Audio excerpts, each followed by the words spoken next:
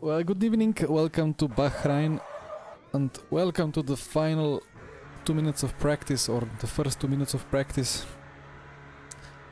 As suddenly the track goes from very cloudy to very sunny, and suddenly the exposure is way too high. Although it's not, I mean, it's quite bright here. Anyway, we have a bit of a Lambo challenge today.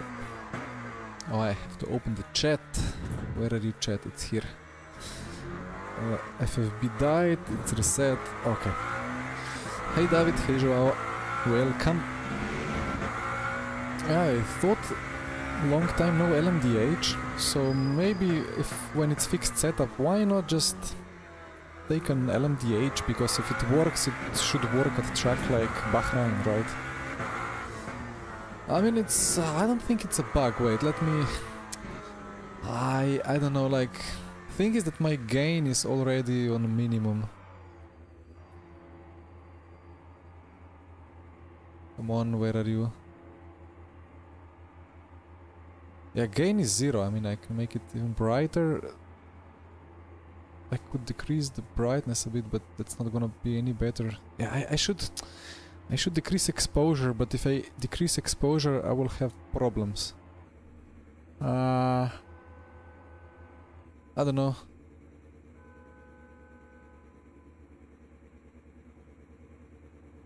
It's not really any better. It's just darker. Let's just survive like this. I mean, it's gonna go cloudy. Where is my mouse? Okay. Why is my... Oh, come on. Now my camera is... Yeah, come on. I know what happened. Several windows opened of different cameras in the OBS settings. Yeah, it should be good now.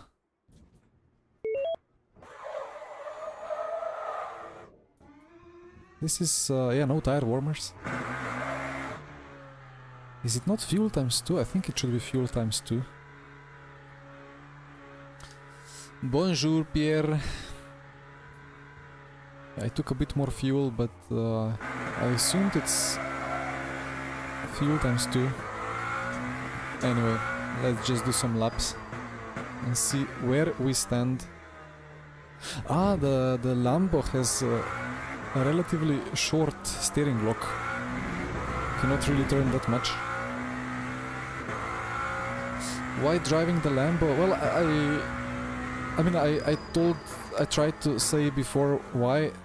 It's because it's fixed setup, and because Lambo is alright, and because I have not driven LMDH for a long time. And BOP is better for LMH cars now, but at Bahrain, with a lot of acceleration and straight line, the LMDH could work, or should work, but let's see.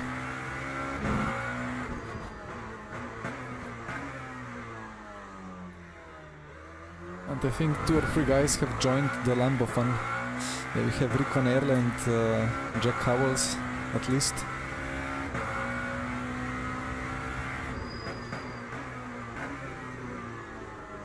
Old tires.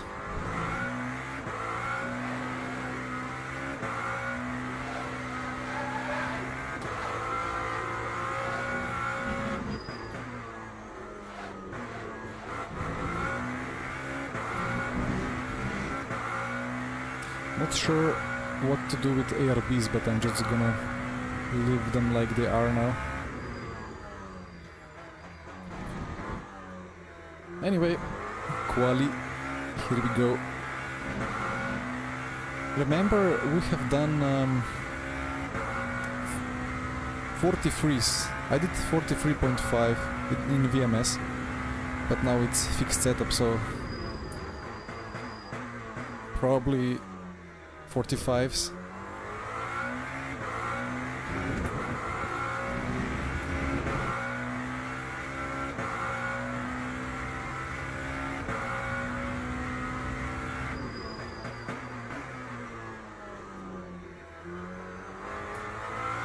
And of course the brakes are a bit worse than LMDH.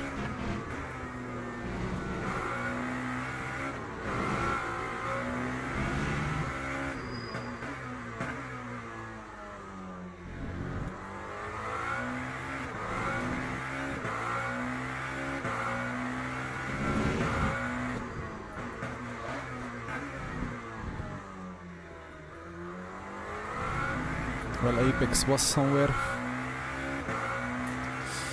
I saw Jardier stream from that Red Bull Ring race. That was really awesome. Come on, car. Right, it doesn't like that corner.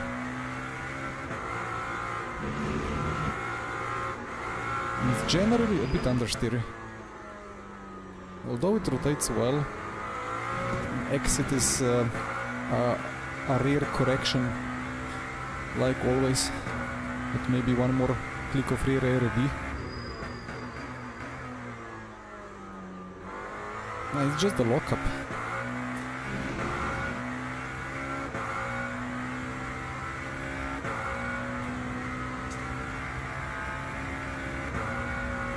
Yeah, we will need 45s.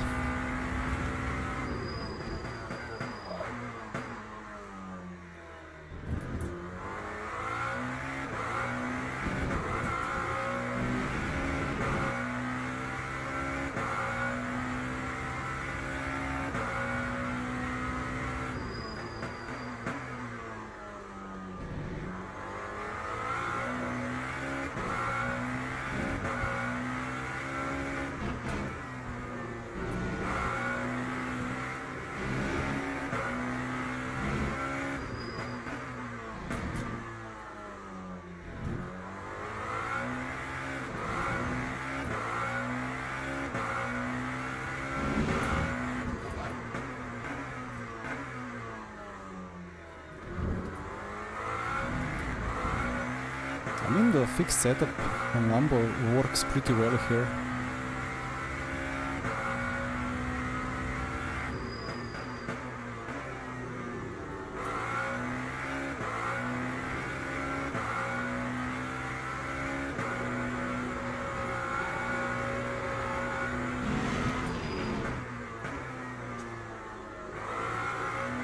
That uphill ride was easy flat on my setup on Peugeot, but nowhere flat with the Lambo.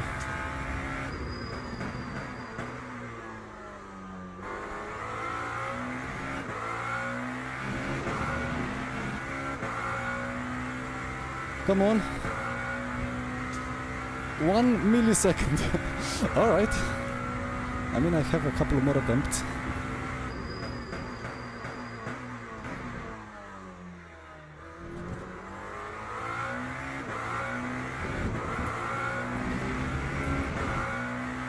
Yeah, but the Ferrari is fast for sure.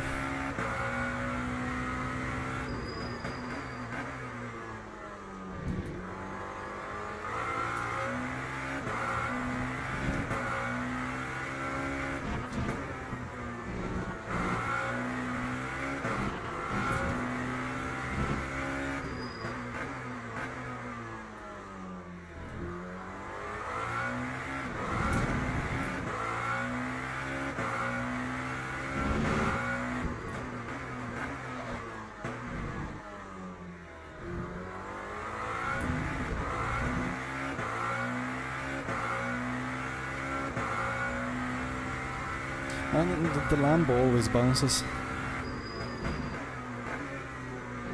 In real life as well.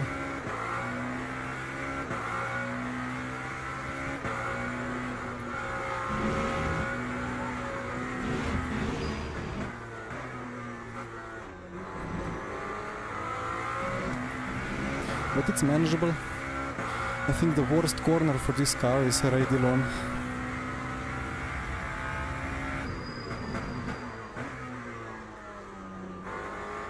No! Ah. Messy. But I have perfect fuel for one last attempt.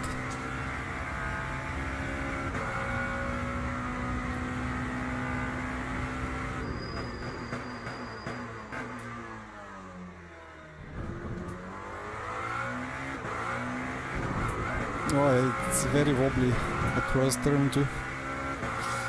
But it's fine.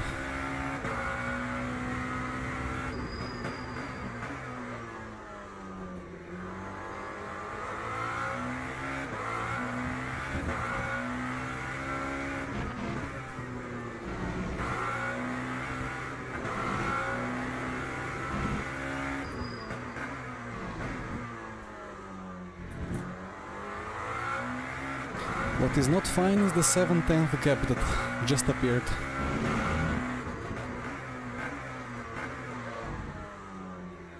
That's gonna be a cut, right?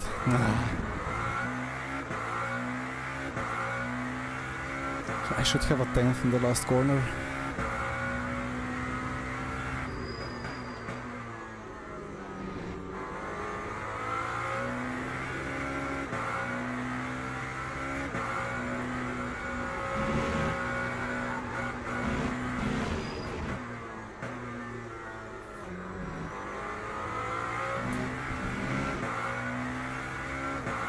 The tires are slowly giving up as well.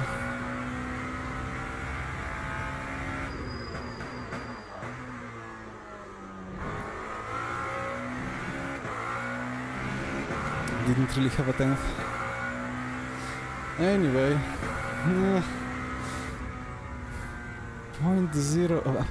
0.67. I mean, with half an hour of try-harding and with crazy tire prep, I probably could have done it. But 45.2 feels quite ominous. Remember, it's 1.7 off pace of VMS pole position. And conditions... Okay, this is medium grip. We had we had high grip at VMS. Yeah, Lambo is unfortunately gone, but... Well, we have the... Wait, the GT3 is gonna be canned as well, right? Or not? I cannot remember. Anyway.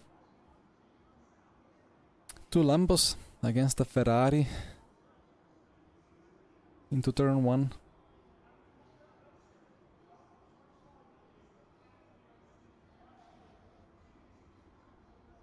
Anything else that needs to be clicked here? I don't think so.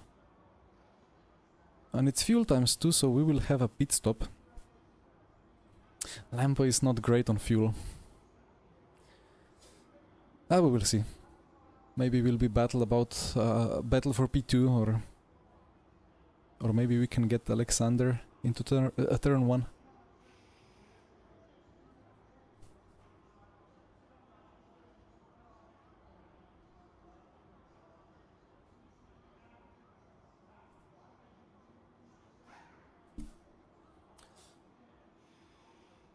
Yeah, I don't really know the plans of Lamborghini and so on. I know that Rafa Racing Club is driving some Lambos in the US in some GT4 series. Or is it GT3? I cannot ever remember what's a GT4 and what's a GT3. Anyway. What did it do before? One more click of rear ARB. I think that was kind of fine. We will not change tires. And about fuel, probably it's gonna be like plus, I don't know, plus 70. But let's see what the overlay says.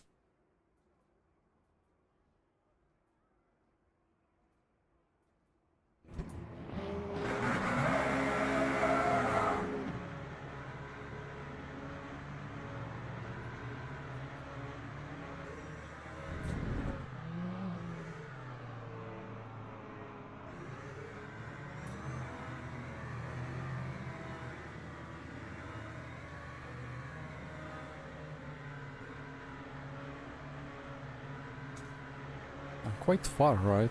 I don't know.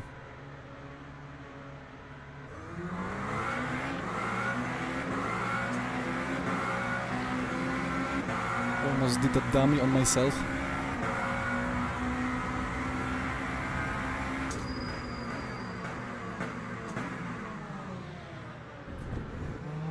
Aye.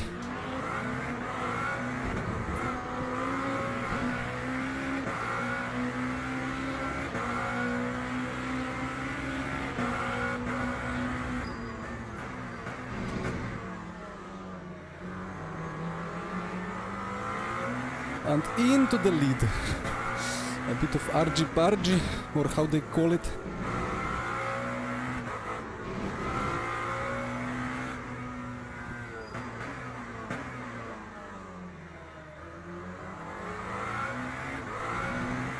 But that was a nice dummy.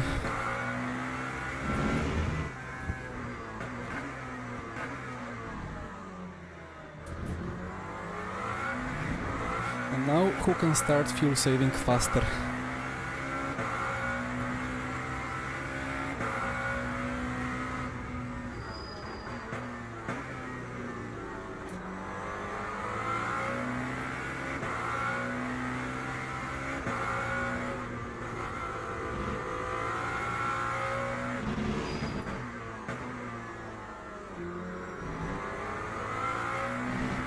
Or rather, how many corners until Hannah with the Ferrari is on our gearbox.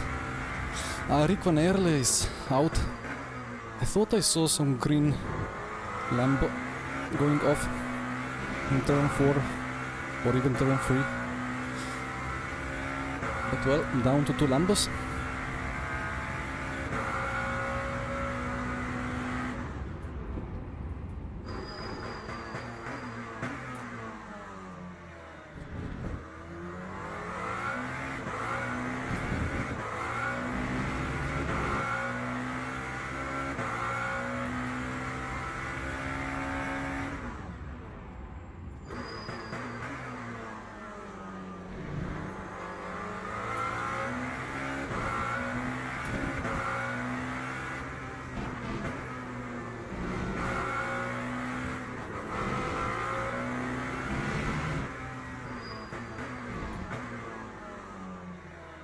I'm locking up a bit. Hello, Daniele.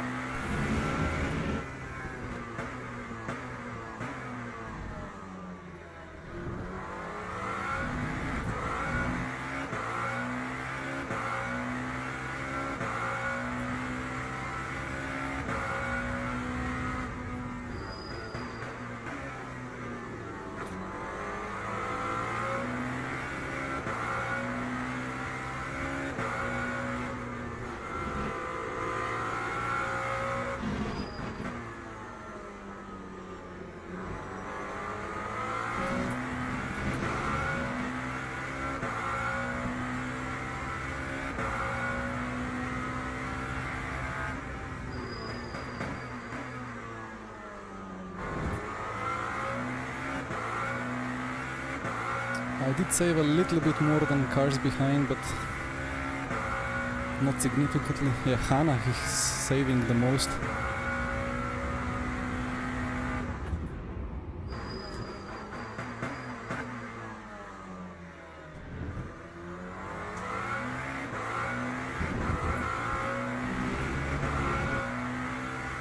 PC crash, okay. Unlucky.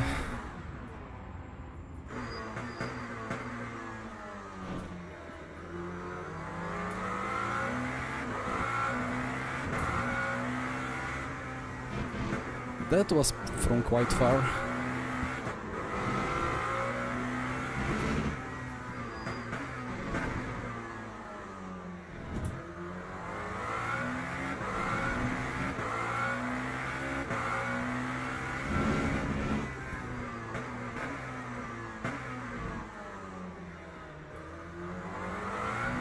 It's gonna be very, very difficult to stay ahead of the Ferrari.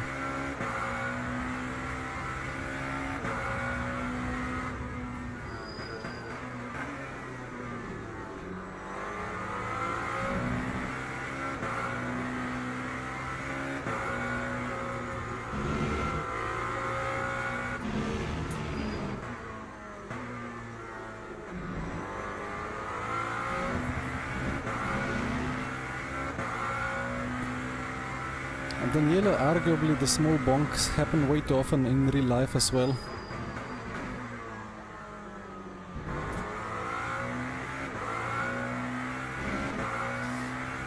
And Hannah into P2.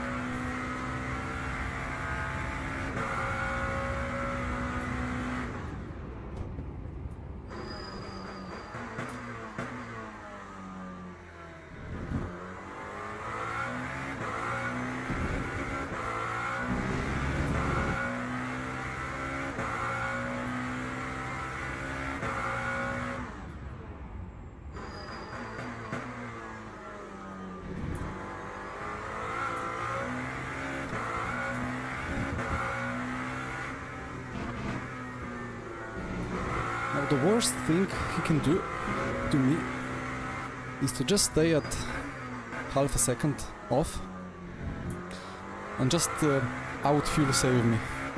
That would feel the worst.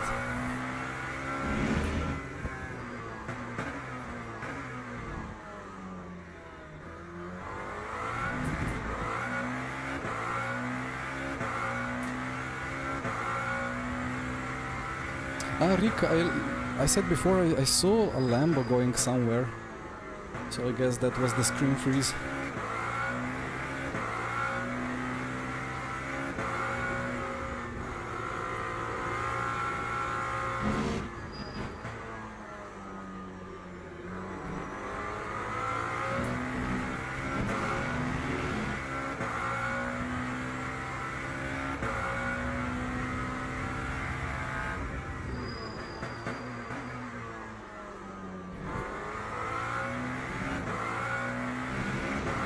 Well, there is no undercut here because we will be keeping the tires.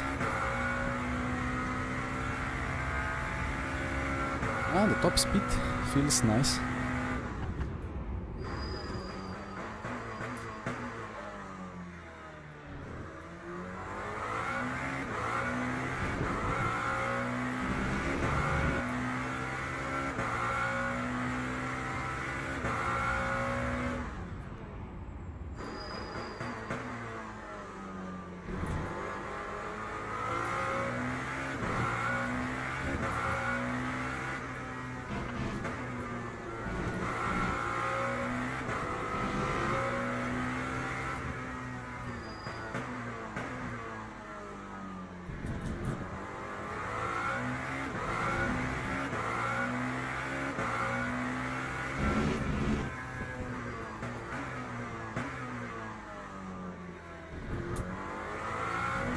I'm underestimating the brakes, but I think the brakes are good until I turn in, and when I turn in, the car absolutely stops working.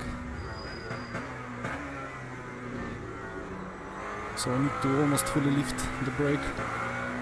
But Ferrari can push the brakes much deeper, potentially.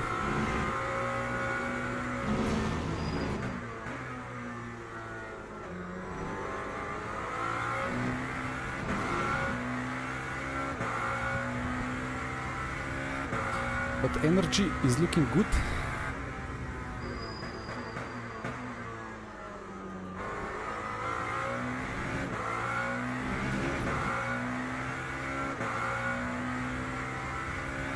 GT3 race is at Monza. No, wait. GTE is at Monza, but GT3 championship is exactly on the same track. Uh-oh. Ow.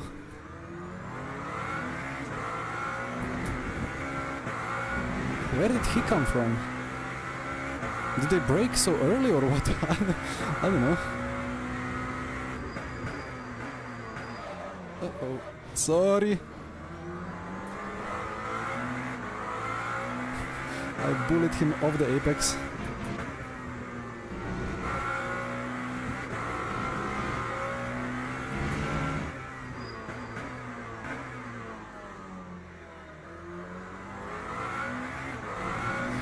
Oof, yeah, that bonk was fully on me, but I was really scared.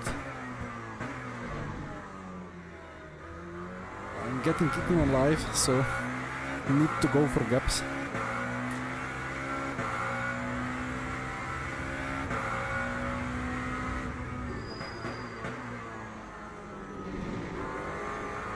Felt like if I don't go for that gap, then somebody else will go for it.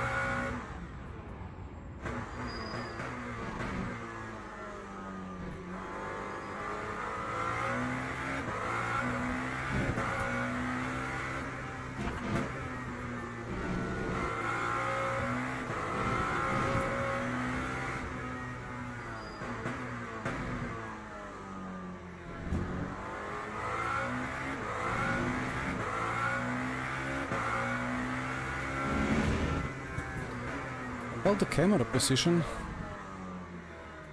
it's basically max frontwards camera. I argued a bit in the past, it's FOV 26, but I argued that this is the correct mathematical and geometrical position.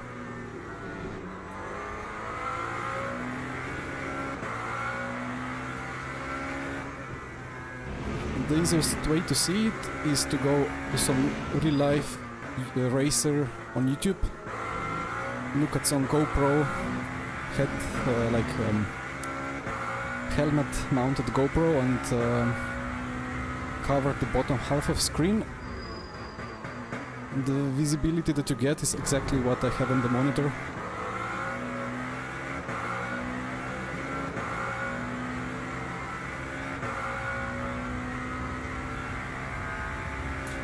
And surely I don't want to cover my monitor by the A-pillar.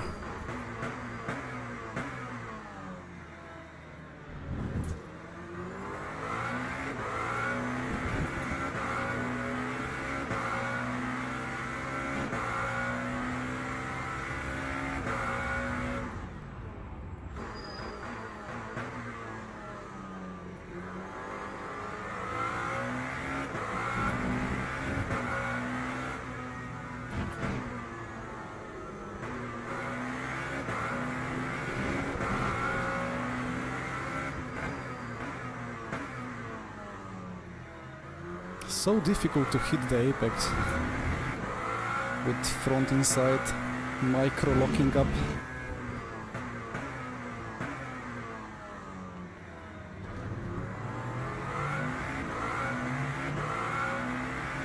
What are they doing?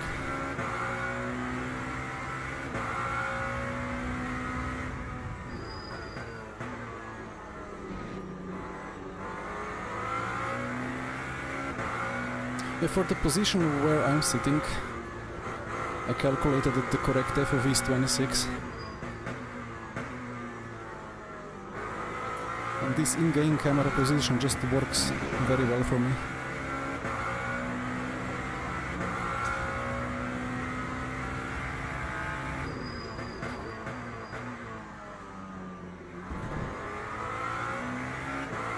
And keep in mind, like I have, I don't know, 60-70 centimeters to the monitor, but the monitor is not the windshield. The windshield is like further half a meter away from the point where the camera is supposedly placed in the car, in the virtual car.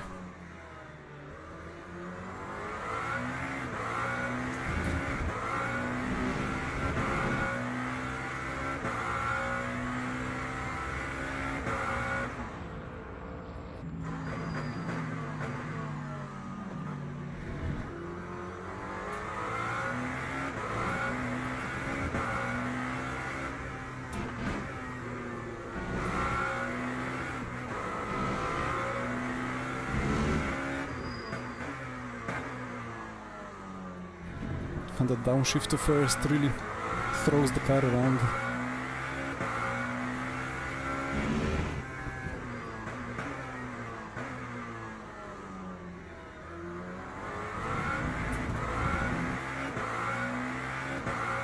It's 49 inch. I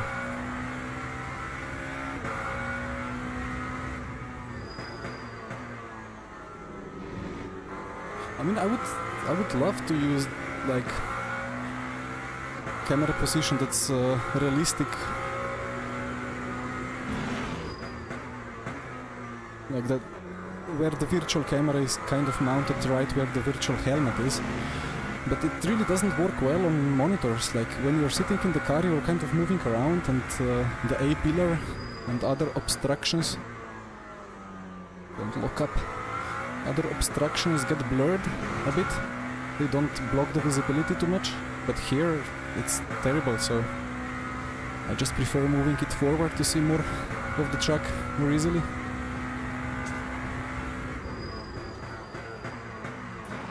Ow! That was interesting. The bonks continue.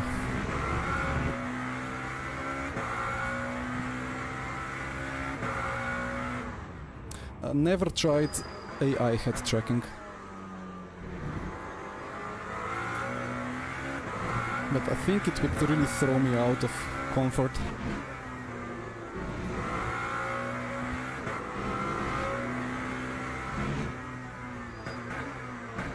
Even the stabilize horizon function really bothers me. Hard to feel what the car is doing for me if I use that even on low.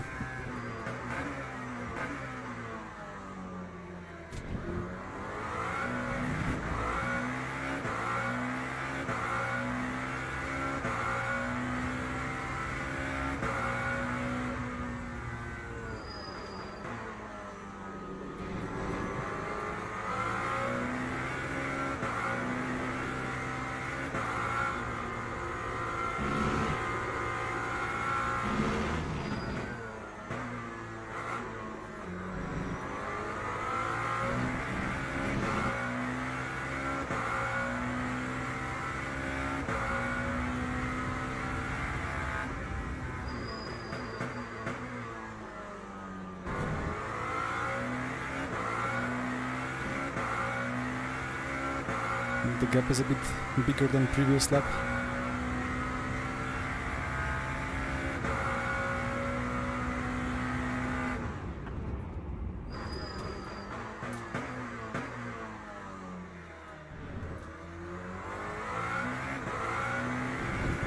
I mean, it's always the same story. If you have a car that's fast in corners and you're trying to overtake a car that's fast and straight, it gets messy.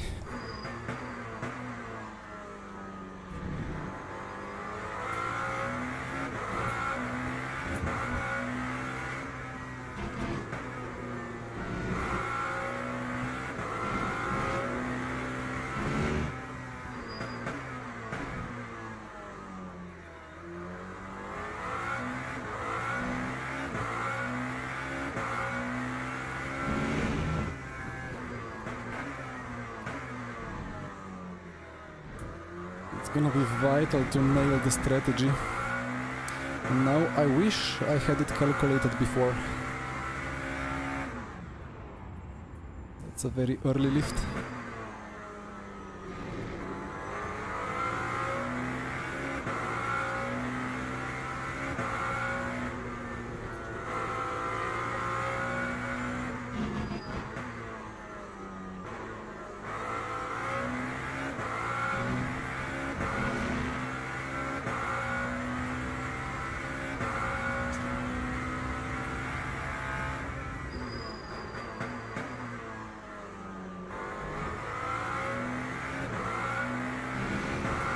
He's close. This is the WEC experience fixed, the silver one.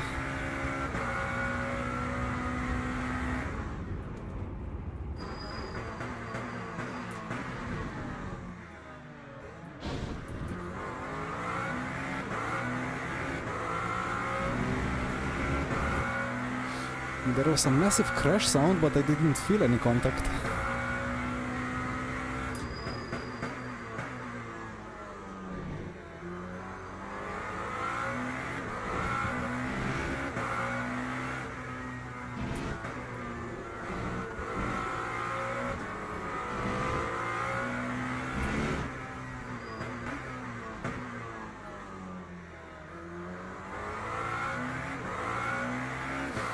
A very, very difficult defense, to be honest.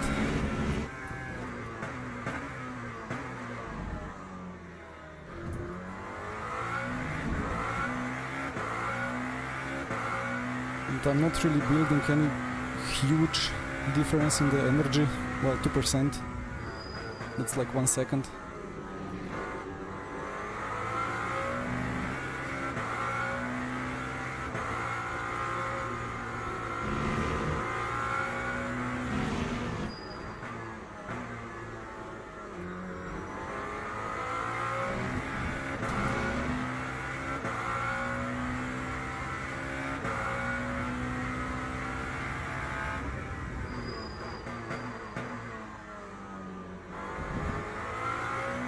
Oh, nice. A mistake. Yeah, I think it's whatever I burn more now to pull further ahead, I'm basically just losing it because the Ferrari is gonna close in on me anyway. So I might as well just lift and coast as much as I can. without risking too great chance of being overtaken. But Howells into P2, that's really good.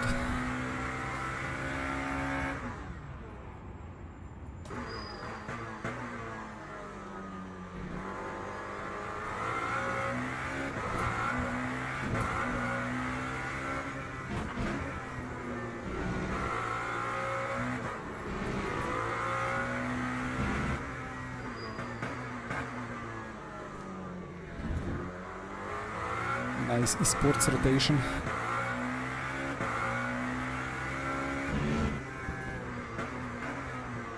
About clutch, I have the double clutch on behind of the wheel rim with a bite point.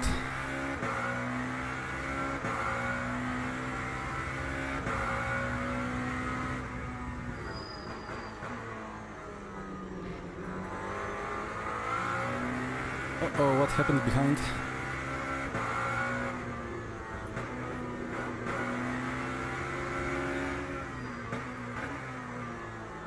My fellow Lambo.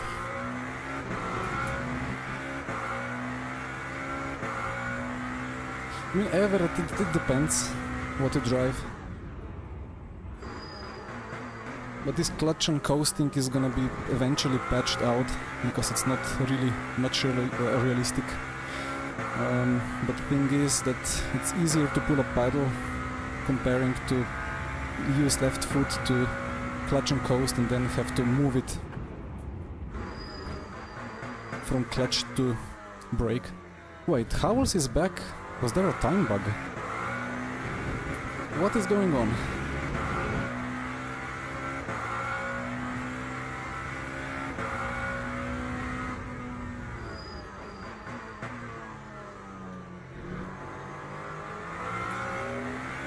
Blue flag.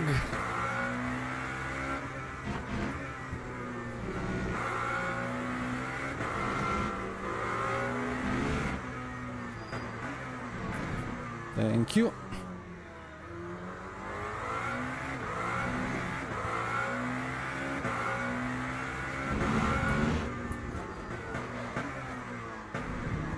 And that's too wide.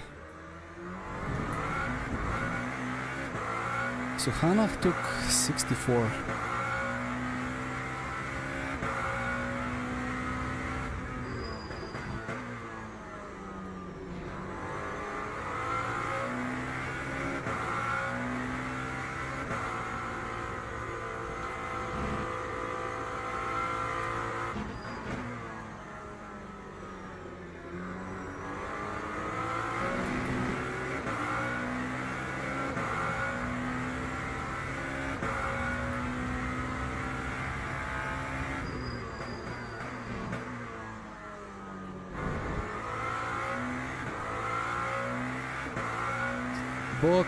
Box.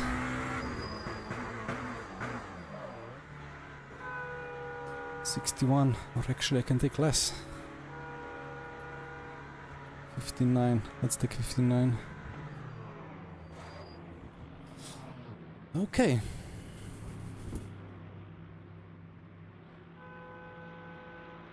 Yeah, the clutch and coasting is very, very efficient.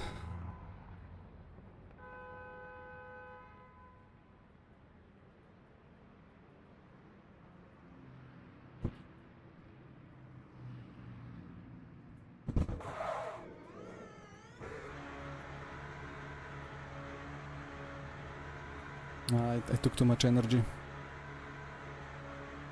I have got away with less. 6, 5, 4. Where is he? There he comes.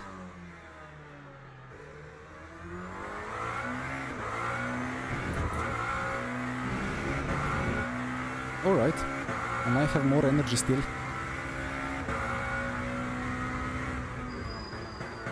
And supposedly it's 8 to go, so I can fully go crazy on the fuel consumption.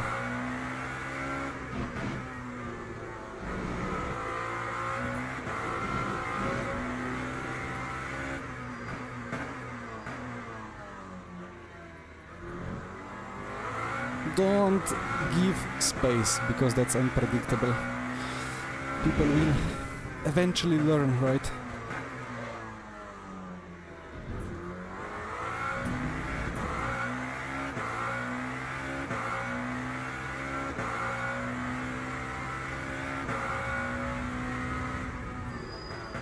But yeah, I have the fuel, if you mean the encoder, rotary encoder for the pit strategy, I use that. Which is a bit of a pain maybe, but it's convenient for navigating the menus. I have so many rotaries here, like I have 8 of them, so I have to use them somehow.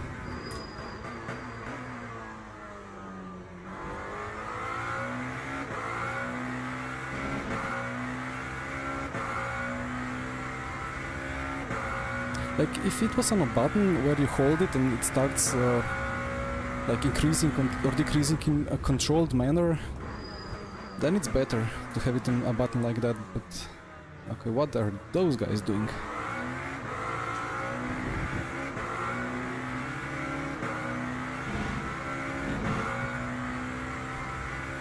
There will be a beautiful roadblock for Hannah.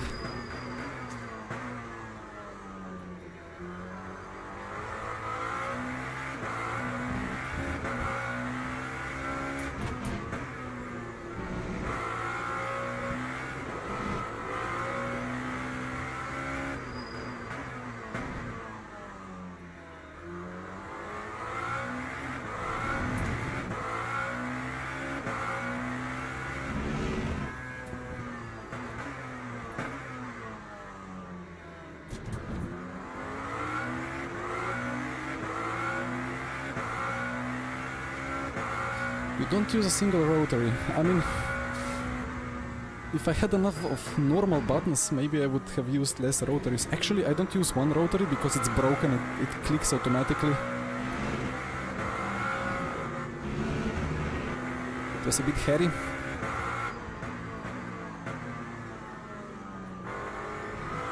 But I had the downforce.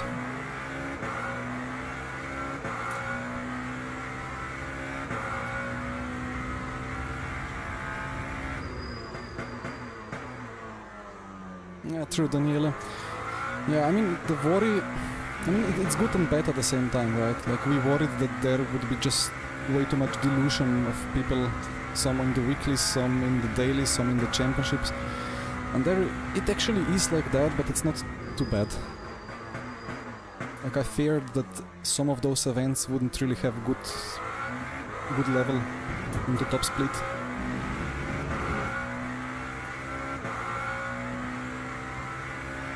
It's always possible to have a nice race.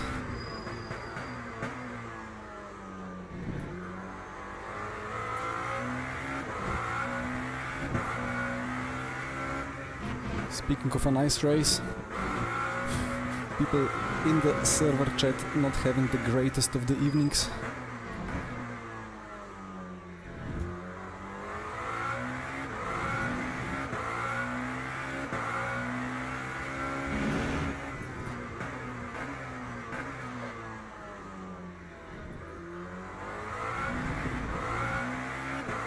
But I thought the greatest swear word to use here in game is the 3 dots at the results page and then clicking the report driver.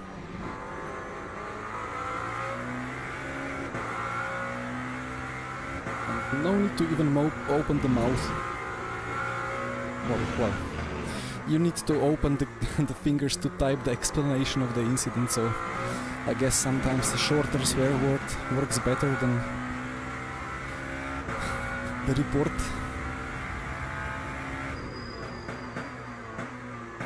Oh, that downshift to first always gets me. So short first gear here. Oof.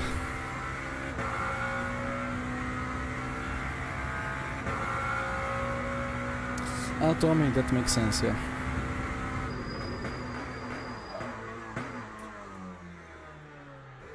Although in GT3, if you go deep enough, you could use some rotaries to adjust ABS and brake bias on corner by corner basis.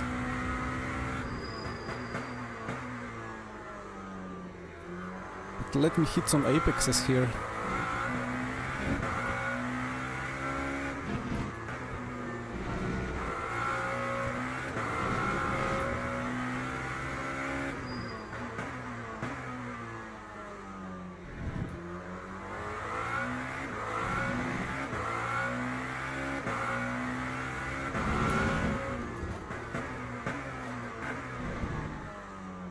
Not like that. It just feels so messy because it's locking up a little bit on the inside, and then I downshift from second to first to induce some rotation, and then it's locking up and sliding the rear to rotate. It's not the best, but oh well.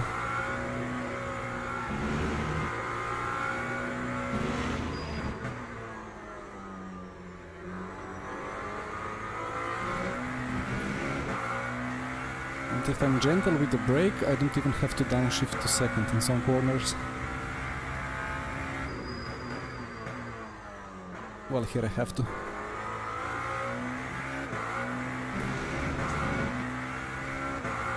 Well, pace is not too bad.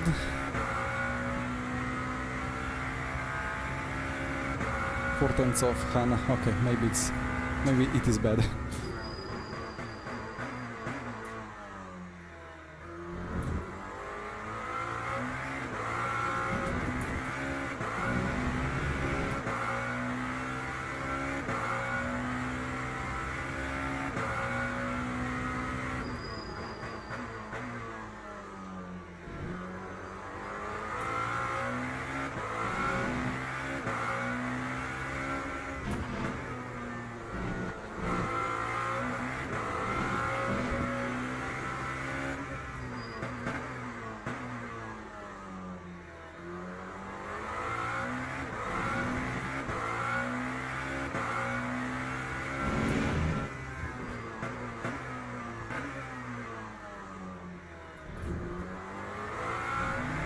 Three tenths in that hairpin alone. I don't know what to do. I was locking up all the time.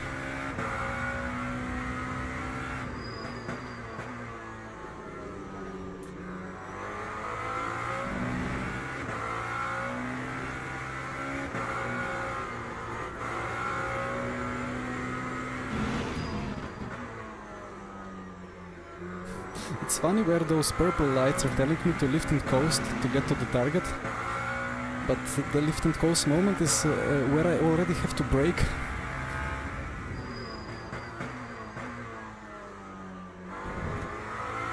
Into the penultimate corner at least. I mean, pace is fine, right? I'm keeping the gap, except for that hairpin.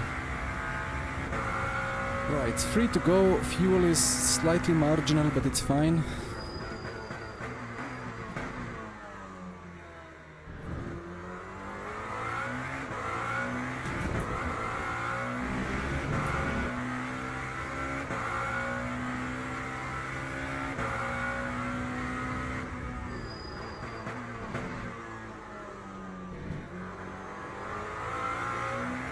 Oh, that's gonna be painful. Oh no, and the gap is gone. What are you doing? Ah, I mean, yeah, that's the perfect visualization of traffic gives, traffic takes.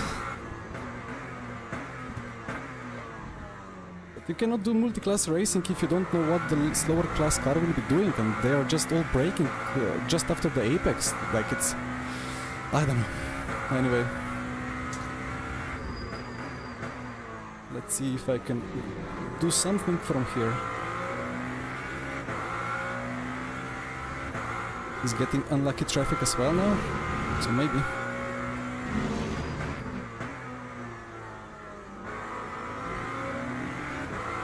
It was even... okay. Even traffic for us. Lambo driver never give up, copy.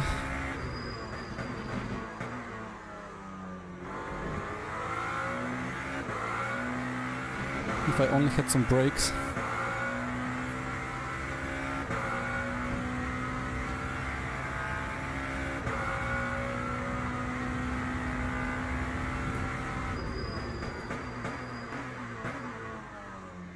Okay. We're gonna accept the invite.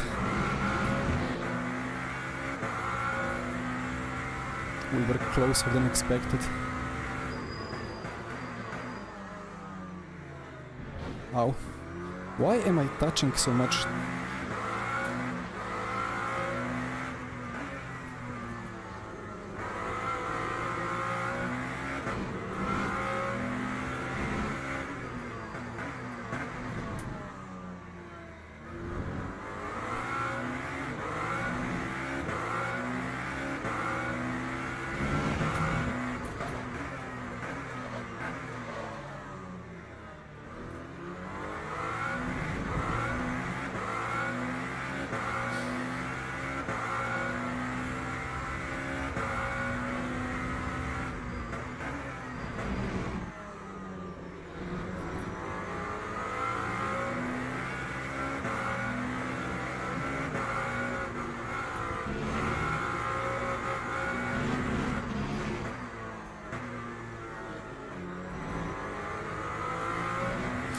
Traffic not giving me a break.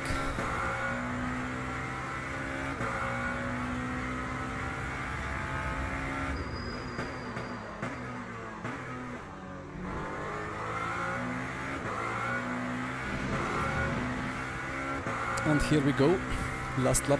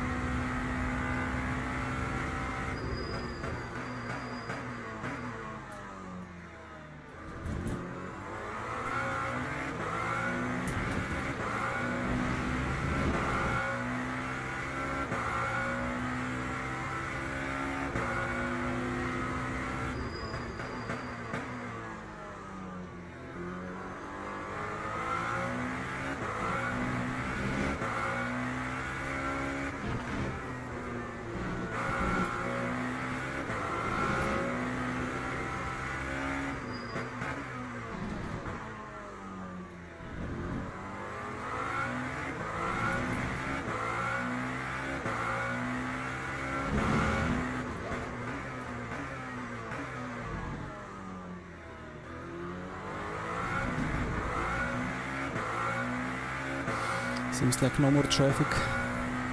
Or maybe we catch that GT into the last corner.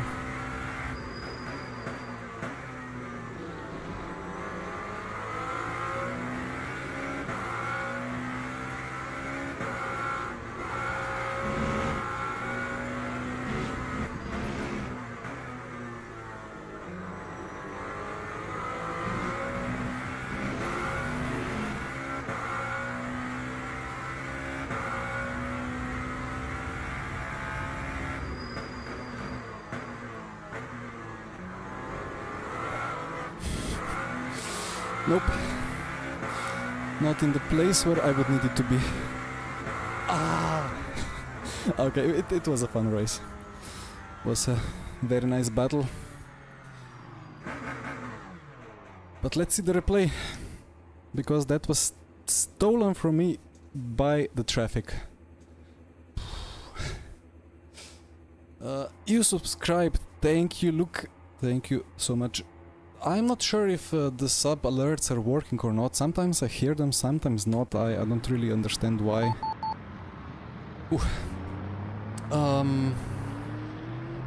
Hi Fabio, yeah, it's LMDH again, you know, the new meta. No, I think that straight into the crime scene. Like, Bahrain is a track where LMDH should have some chance. But like, you know, I open up because he will be going wide and it's very difficult to bring the car, the heavy GT3 from that curb back onto the, like... But he intended to give space. 100%.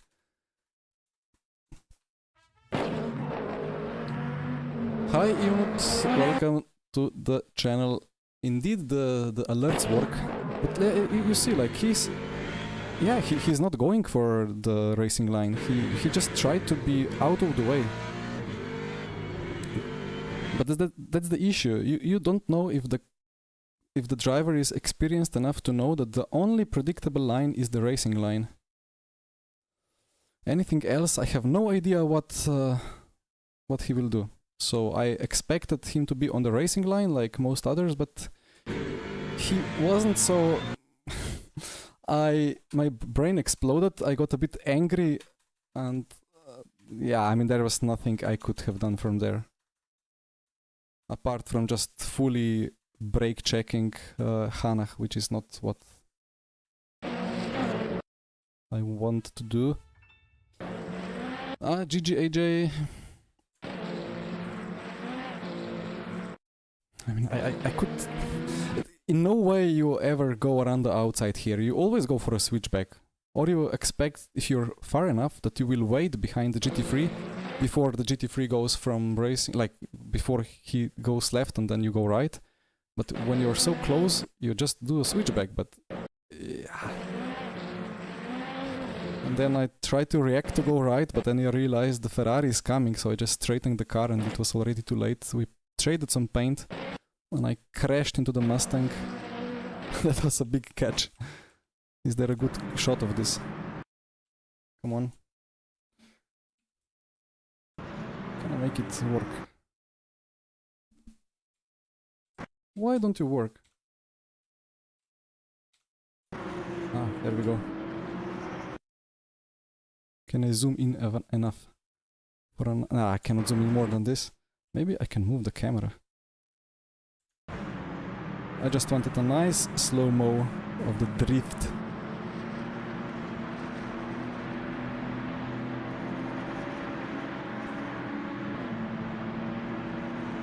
That's a nice shot, to be honest. But it's a place lost. I had a little bit of a chance next lap, you know.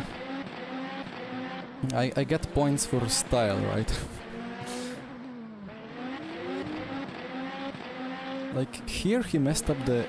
No, this was fine. I think he messed up turn 1. And I took the apex. Switchback. I thought the Lambo is very bad over bumps, but... I mean, it is bad, but it doesn't lose speed, so I was still on his rear. Then I bump drafted him a bit, gave him the speed, avoiding my chance of a switchback. A bit of a dummy. And what am I doing? Like, I just try to go for a move and then give him speed to accelerate. What was it, the last corner? Oh. Where are you, last corner? Could I have done anything here? Yeah, if the GT3 took the apex, then yes, but then he moved over and... I could just do another drift for the fence and lift out of a potential crash.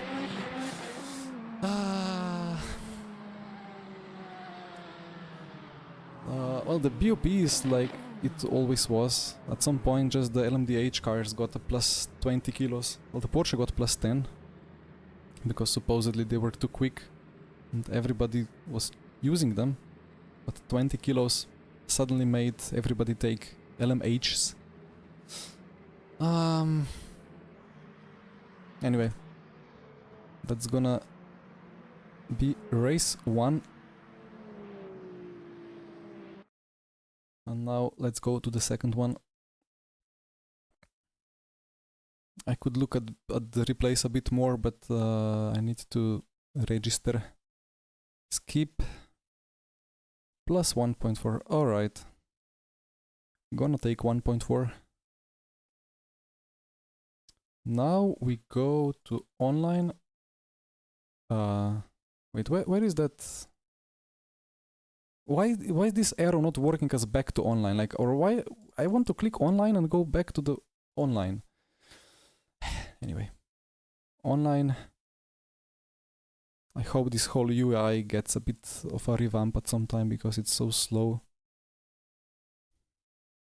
I really loved the The good old RF2 UI that everybody hated, but it was so nice and minimalistic. Well, daily. Yeah, this is the one that I wanted to do. So look at this. In schedule, there is a bug. It says it's the alternate layout. So I thought it's gonna be the alternate without the chicanes, but it's gonna be the full one.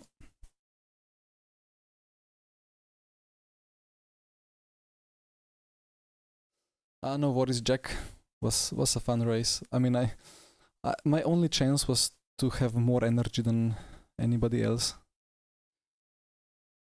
So, since we are doing Ferrari for GT3, I will take a Porsche now and hope for the best. Let's see what happens.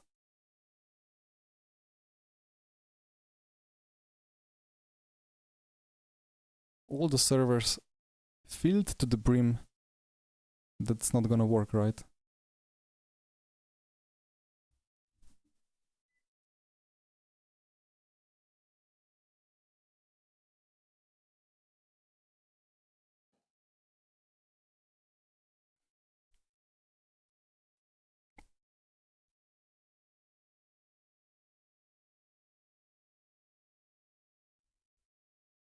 GG Joey.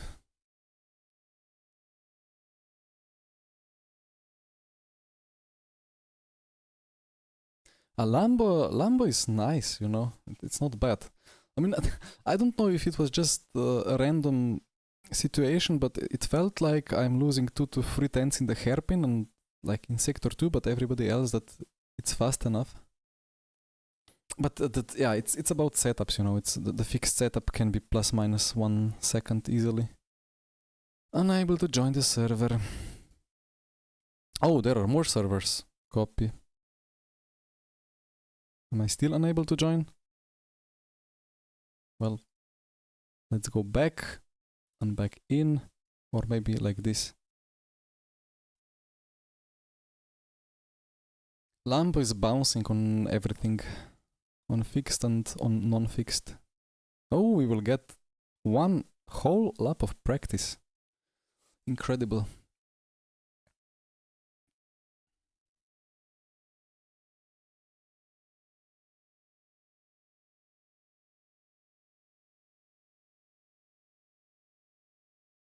Oops.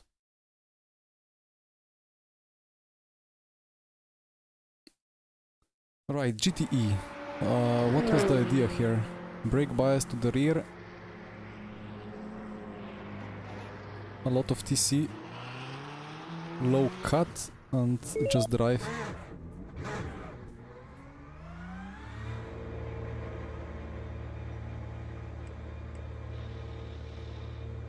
Cannot go more up. Okay. That's fine.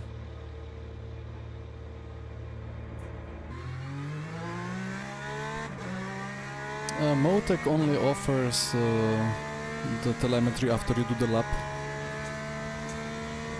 So the only way to do it real time is to keep clicking Motec logging on and off.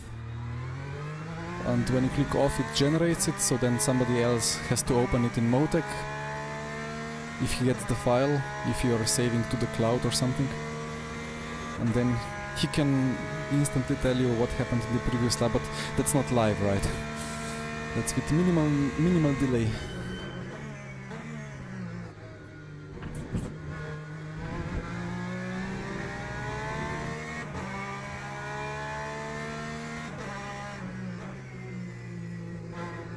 Wait, the Lambo is nice on Portimao, really? I thought it was good on tracks like Monza.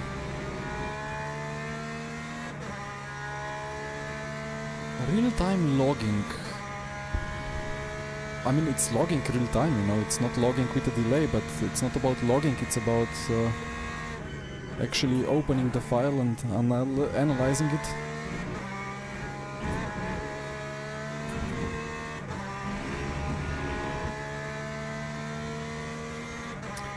C8, was it? I don't really remember the GTE BOP. Oh, it's so good when there is no ABS. So nice to feel the brake.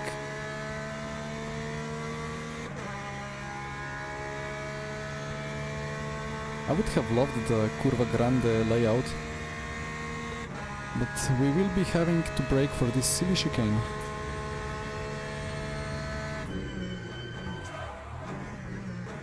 Okay, found the limit.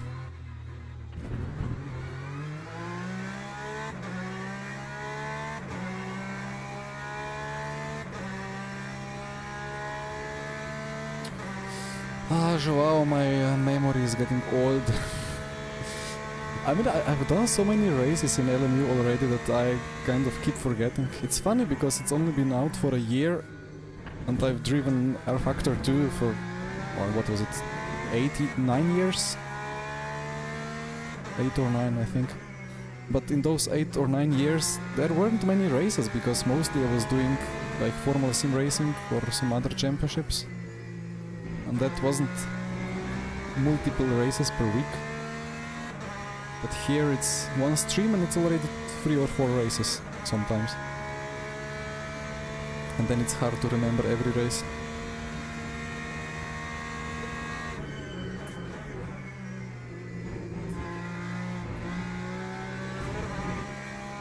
Anyway, car is nice.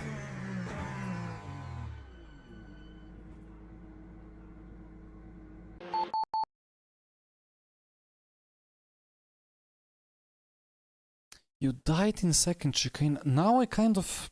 That rings a bell. But I don't know what exactly it was.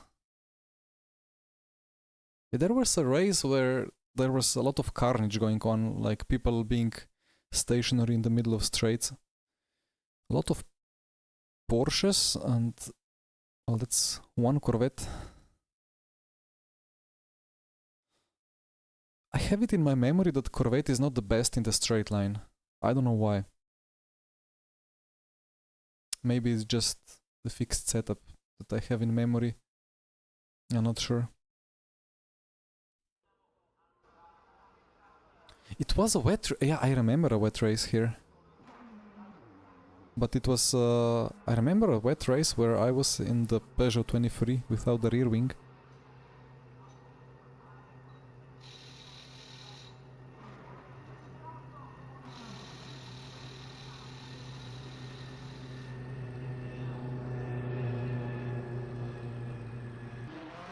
Was it 90 before? Wasn't... I feel like I had 95. Or was... no, that was the Lambo. I don't know. I'm gonna take it as it is.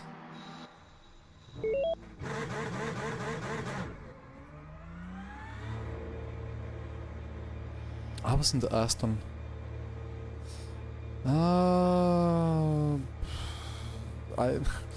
I made many shorts. We had wait. I was in the... yeah, I remember starting in the wet with the Aston. And the Aston is front-engined and therefore the traction isn't the best. But I don't know what exactly happened in the race. It was that weird overtake into turn 1 where we kind of both went off, right?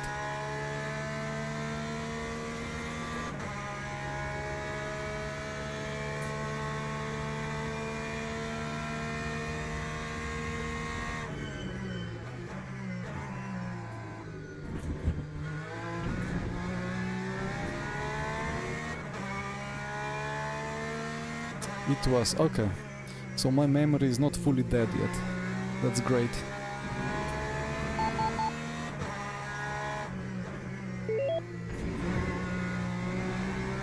These GTEs are really nice to drive.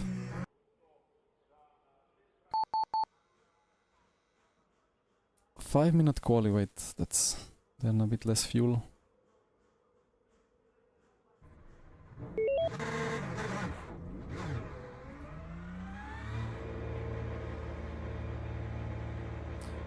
Yeah, now we see the gain on 0 on the camera produces like I mean, I think it produces even darker image than what I see on the monitor. So I don't know, the cameras, it's like if I pull the cable on the camera and the gain is set, or like any setting is set to a certain number, and then plug it back in, the range in the camera setting will kind of move. Because in the past I could always make the camera way too dark. But now in some conditions I have gain on 0 and it's... yeah, it's spot on or too bright. It's not easy to be a streamer. I mean, depends on what you want, but I thought after a year of streaming some settings will be fully dialed in and I will not need to touch them ever again, but here I am adjusting the settings every time.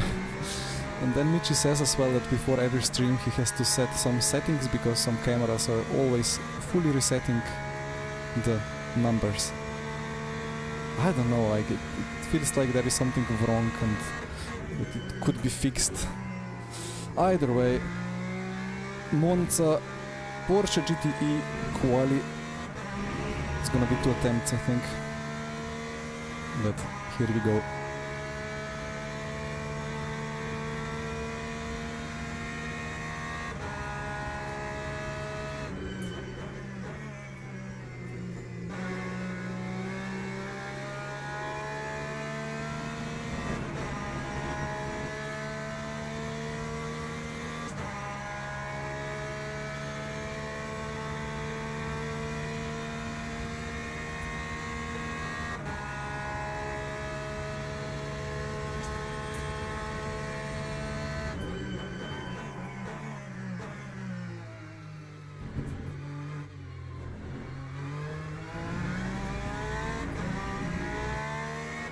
I think the TC is too aggressive.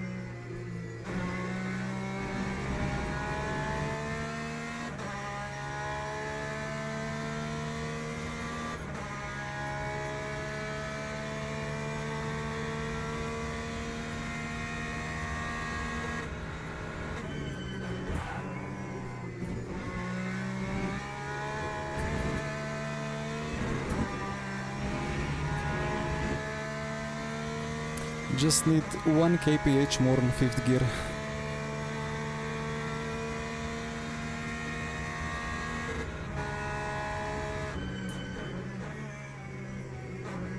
Okay, maybe 2 or 3 kph.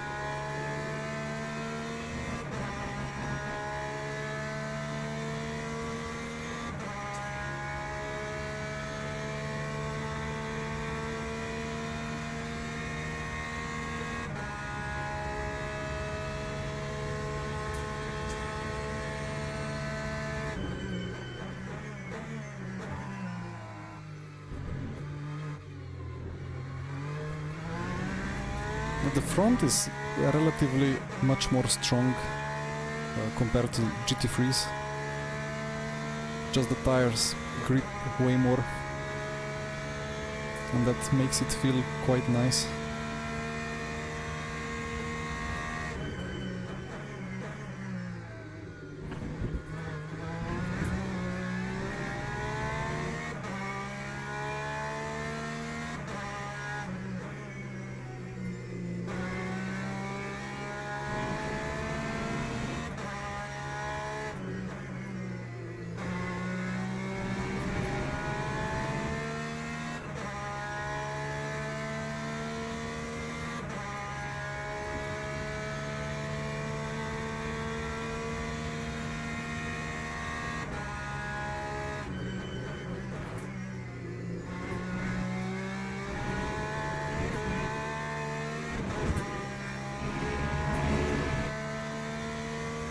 how did I lose time there? Previous lap I had a big slide into the first apex.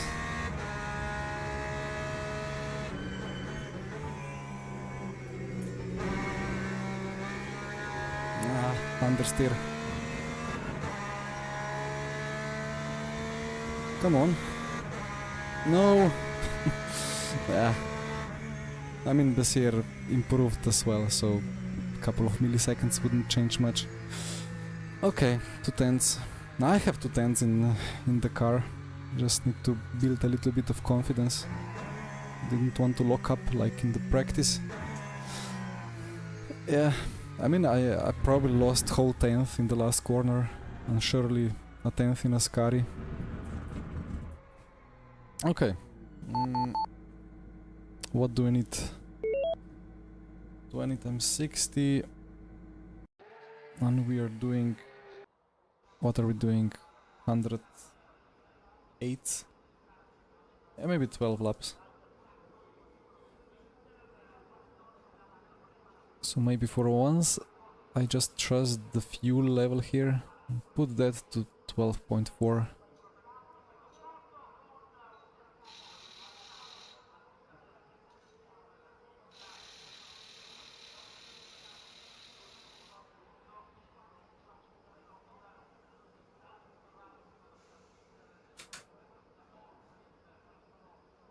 I mean, while we are at it, just take a bit of safety margin.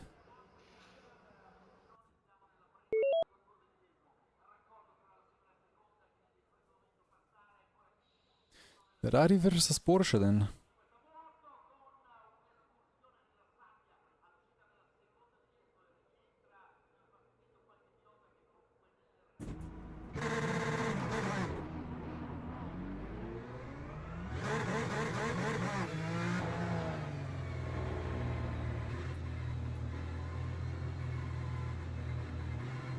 Yeah, Aston GTE is not BOP'd properly. It's always like half a second or up to 1 second of pace. And I mean, GTEs were just thrown in as a substitute for the upcoming GT3s 1 year ago, so there wasn't much work done on them.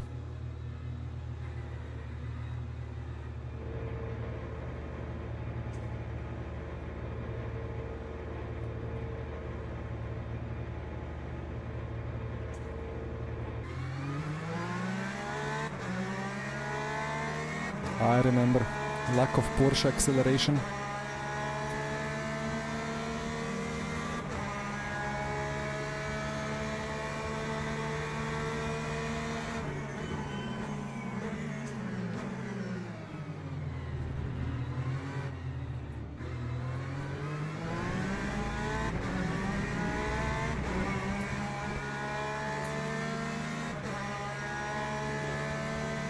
Don't squeeze me.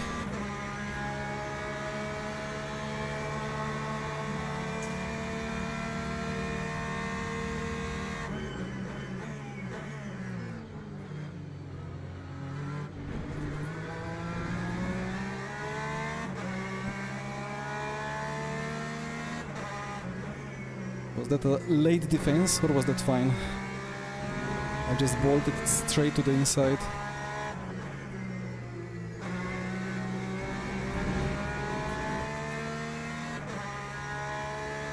He's a little bit unhappy, but I think I moved over just about in time.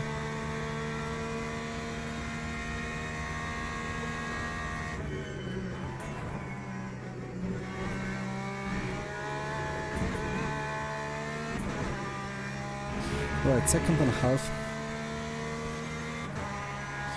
Let's get him.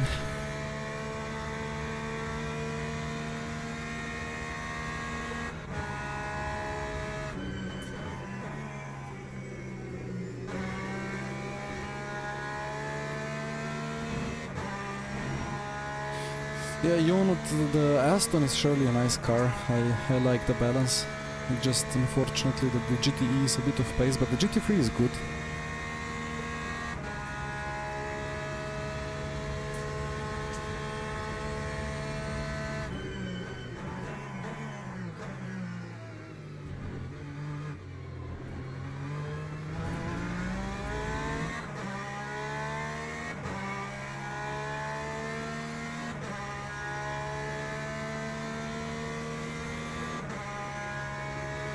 And the Ferrari has to upshift to 6th, I think, here. And the Porsche can stay in 5th. No wait, the Ferrari has very long 6th. How was it again? Cannot really remember. I think, no, maybe Ferrari has much longer gears. Just wondering because the current P3, while I was in the middle of 5th, had to upshift and then lost the ground because of the upshift. Maybe he just shifted too early to 6th.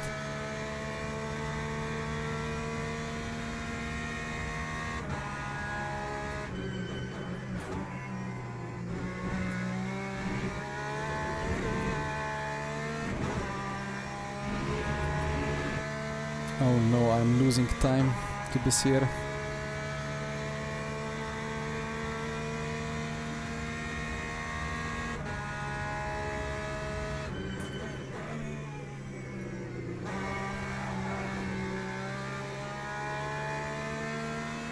I'm not gonna gain any time like that.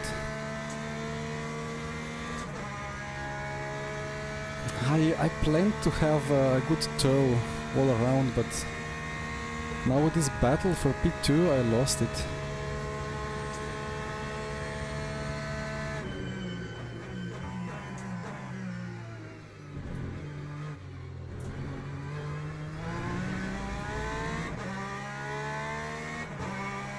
So I need mid 47s consistently to have any chance.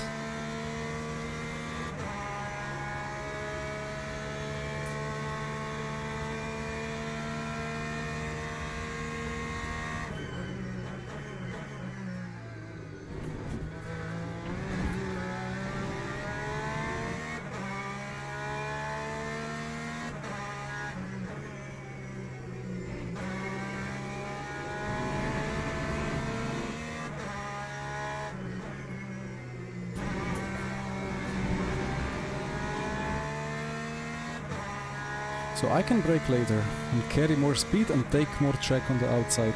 Good to know.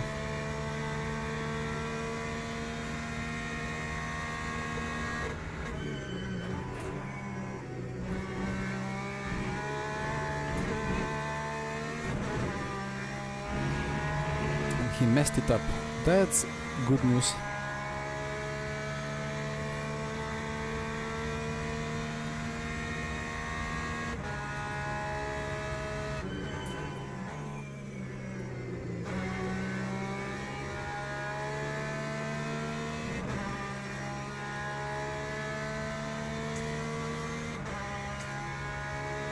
Yeah, the draft begins at maybe 5/10 though.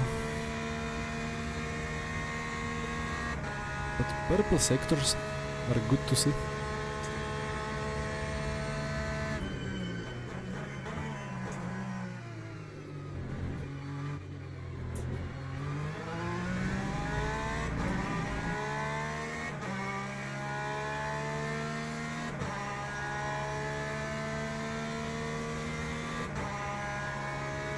Actually, I overfueled by 2 laps.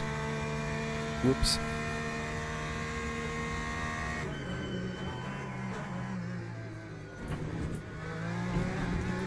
You can cut so much that first apex and gain time at the same time.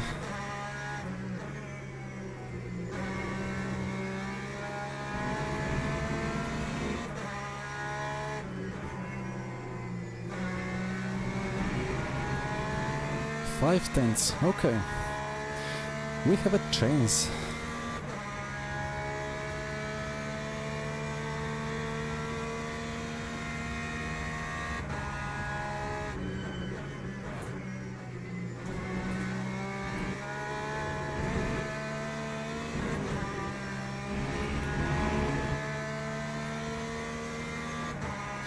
But do we have the top speed?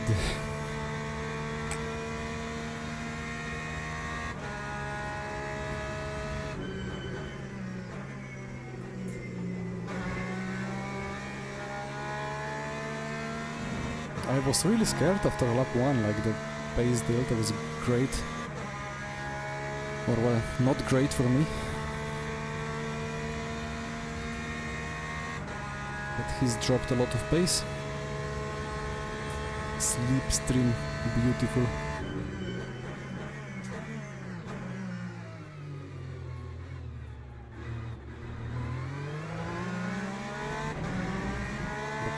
I don't know. Does the Ferrari drop the pace like that after lap 1? Or is he feeling the pressure like crazy?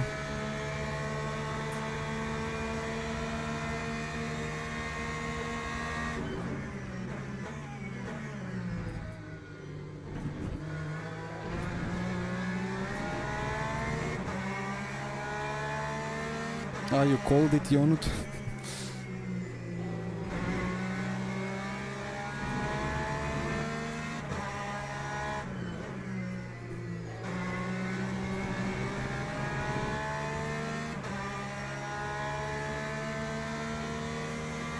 It's easy to forget here that there is no ABS on the cars.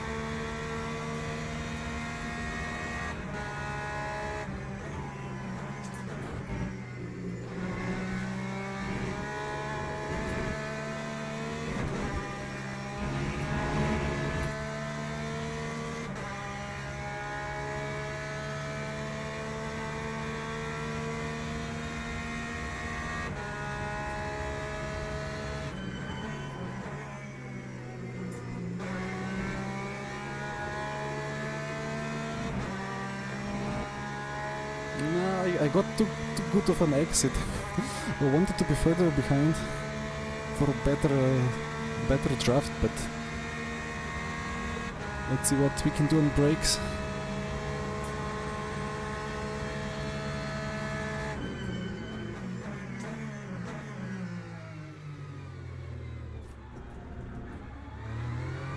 Come on. Nah, he still has the nose there.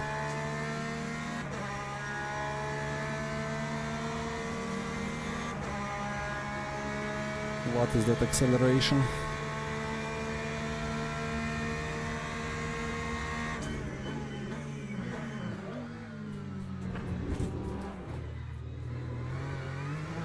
Is there a contact or was that the curb?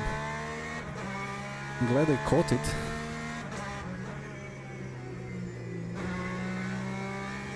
I think that was a clean fight, I just took the curb in a bad way.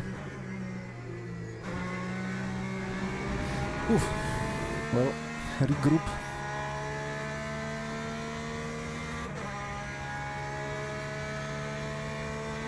But I have to be fully ahead. He got the inside there for Curva Grande.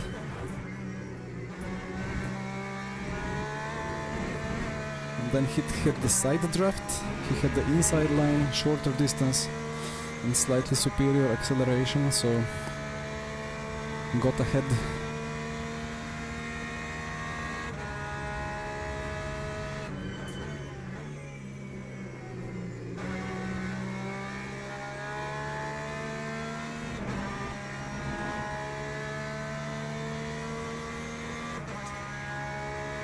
Hi Lamush, welcome.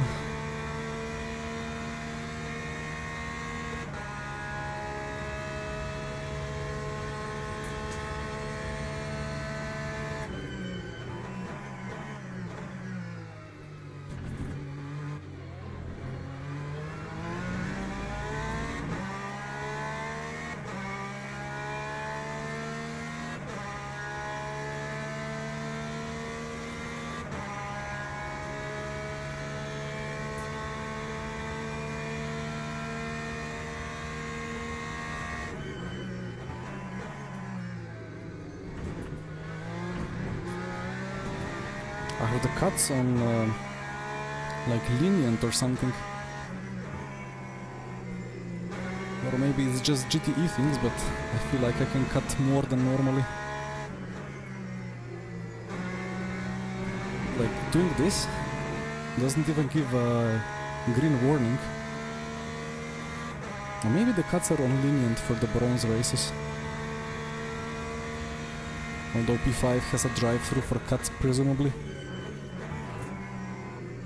You can get instant drive-through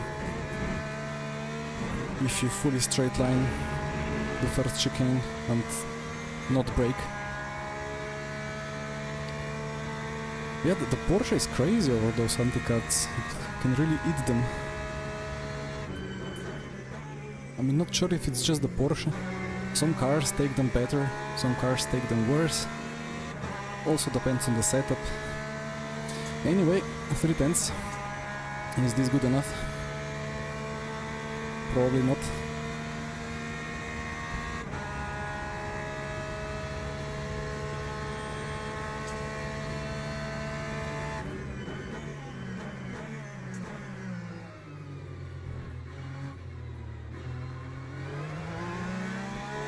But I have quite an advantage in these slow corners and in the braking zones.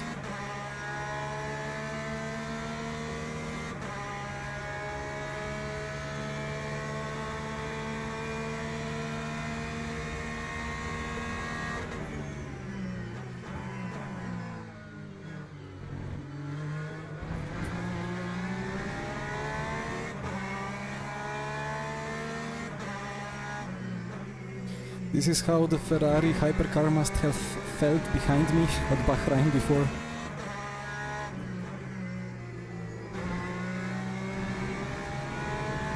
Faster in low speed and so on, but worse on the straights.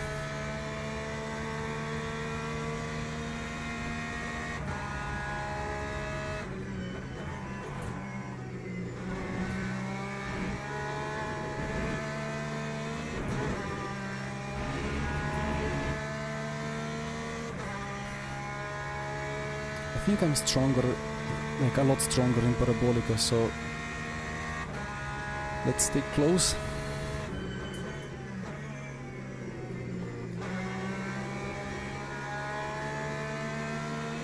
As he nails it for the first time, but I'm closer than before.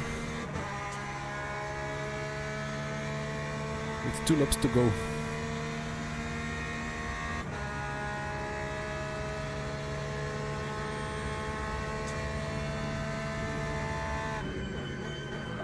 Oh, I am sorry.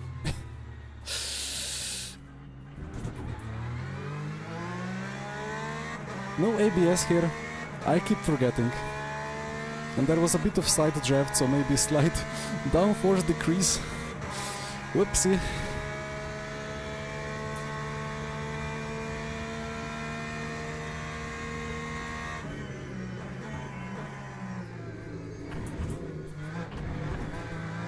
Take no cut, okay. That's a bit broken.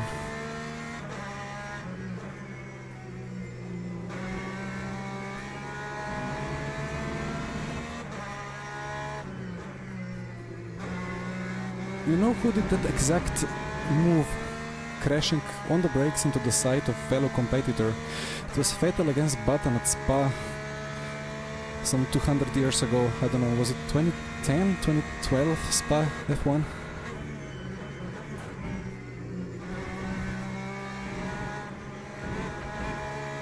He must be close with the cuts or something.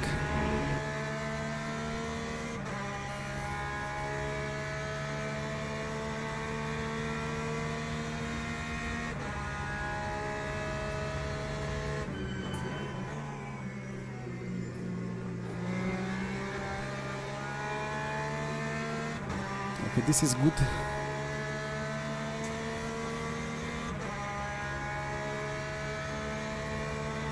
Come on, Porsche, produce some horsepower, please.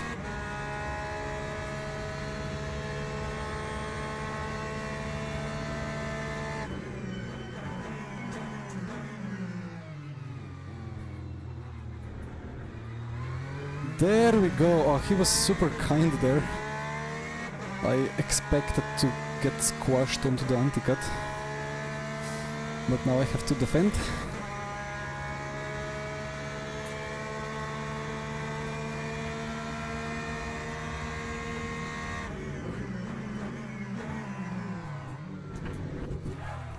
And I'm around.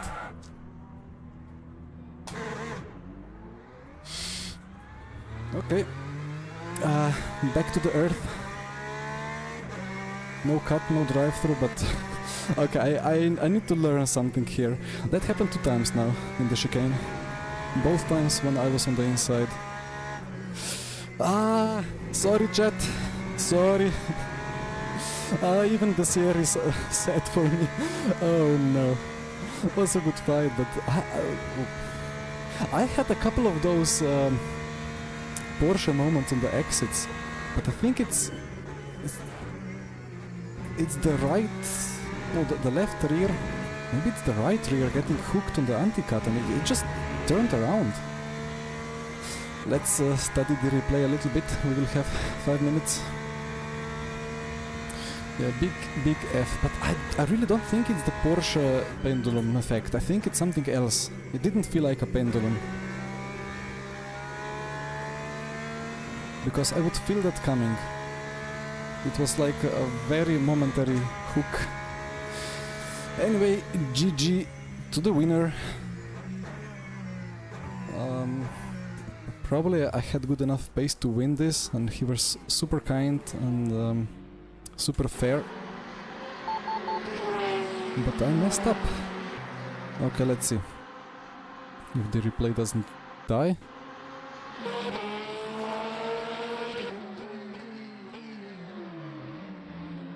Yeah, it's that landing. Although, wait.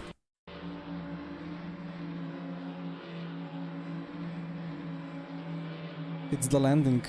The dampers are bad. One more time. Because when I turn, it's already kind of slightly over-rotating as I fly. But that's fine. Ah, that's not fine because... Wait. You see the tire?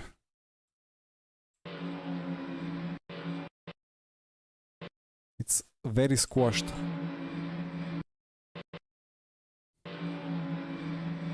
That's a big wobble.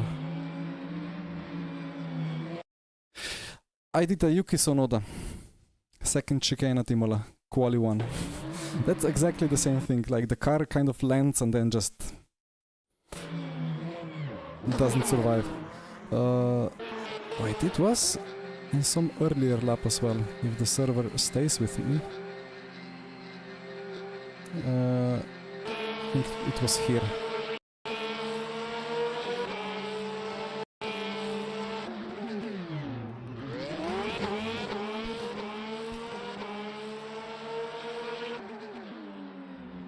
Exactly the same thing, but here I held it.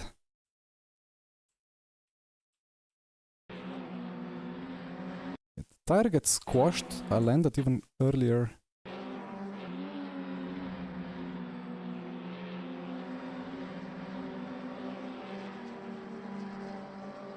It's just the sideways landing, I think. Come on, where are you?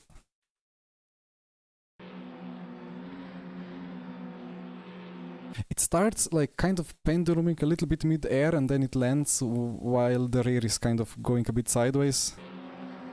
And then it just whoop.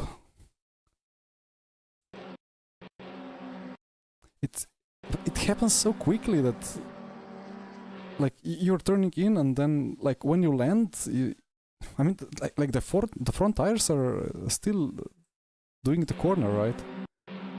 But when you feel this very momentary rear bump from the side, kind of. Yeah, I mean, here I corrected it, but it was slightly different line.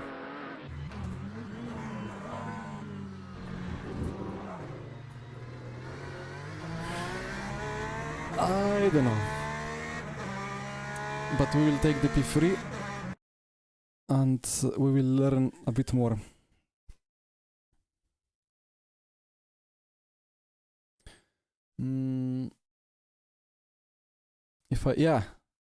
If I opened up, I was trying my best to give a sporting amount of room to Ferrari.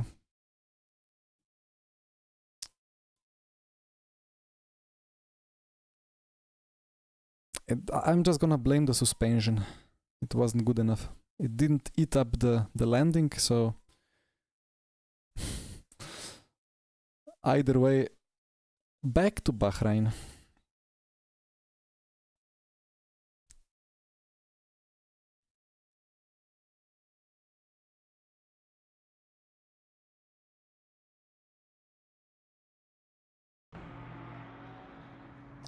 Actually, I'm for half a minute putting... Oh, look, Whitehead. I'm putting my camera on the Ferrari. No, he's in the pits. Let's watch some Aston for one moment. Or is this camera better? No. Let's put it like that and I'll be back in a short minute.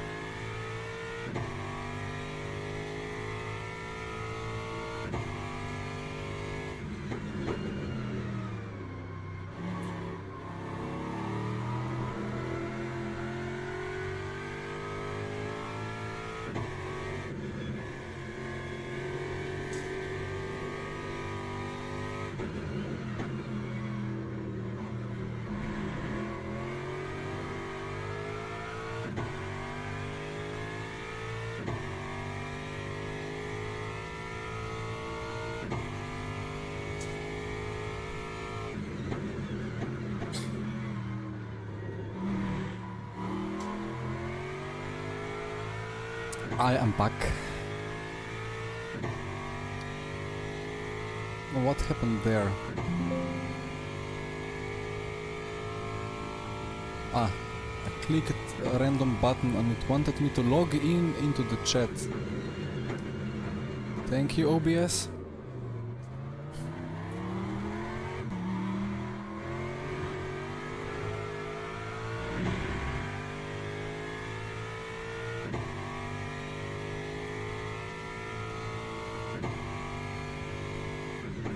Yeah, June update will fix stuff, but let's see. I mean, there is a June... They said there's gonna be 2 updates, right? But they moved them for a month, so...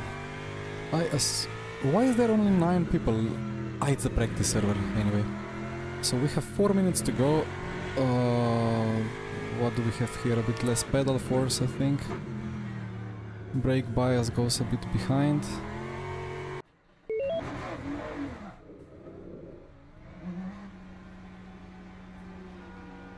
And here we have cold tires.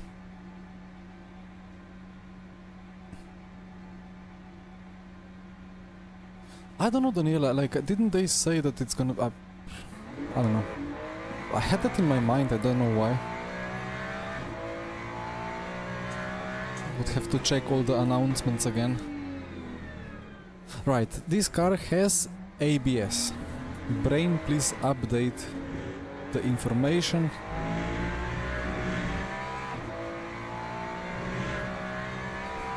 That's the best way to destroy the brain, like switching from GTE to GT3 or GT3 to GTE, and at the same time maybe going from Bahrain with the outer layout to the Bahrain on the normal layout.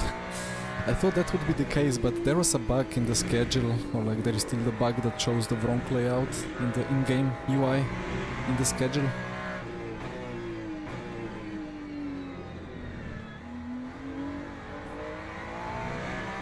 TC is way too high.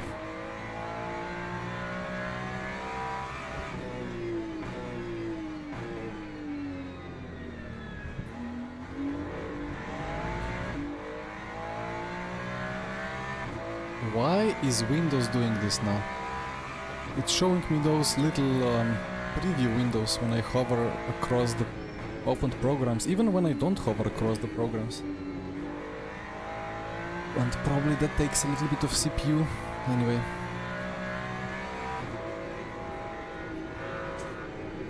Yeah, LMGT3 is a bit of slow motion simulator anyway. Just because less downforce, less power, less everything, more weight probably.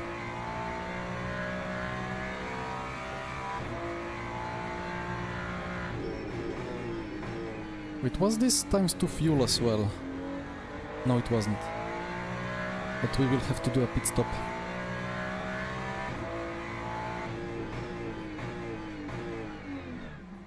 Spot on. Alright.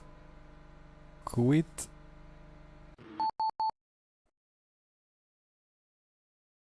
$30 seconds.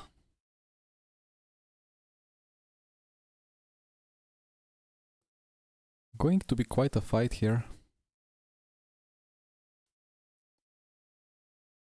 Who was there last week? I mean, last week I had the bug anyway, so I didn't really race against other gold rated drivers.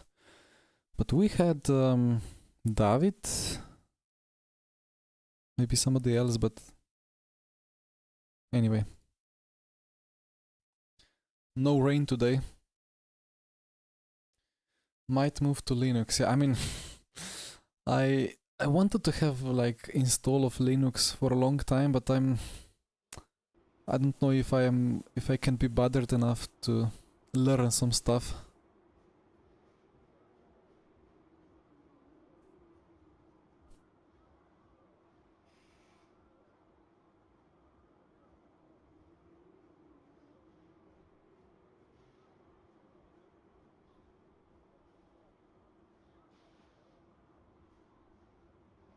Okay then.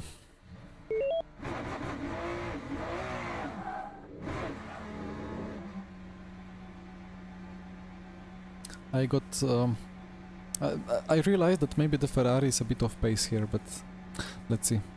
The fixed setup here is slightly weird.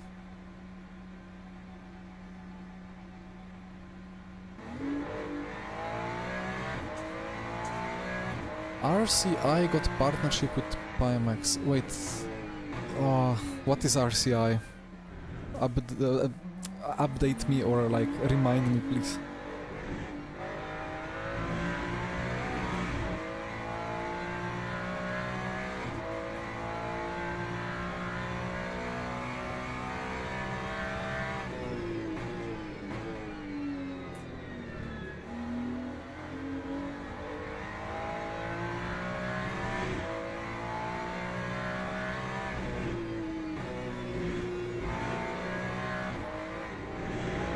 This exit understeer, I cannot deal with it.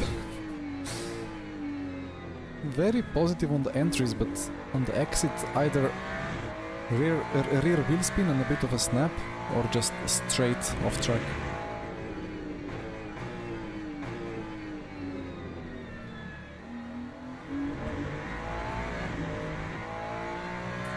Yeah, I know that Pimax invested in MSG and Studio. SimGrid and RCI before LFM. I don't really remember it, to be honest. RCI, what does it stand for? The abbreviation.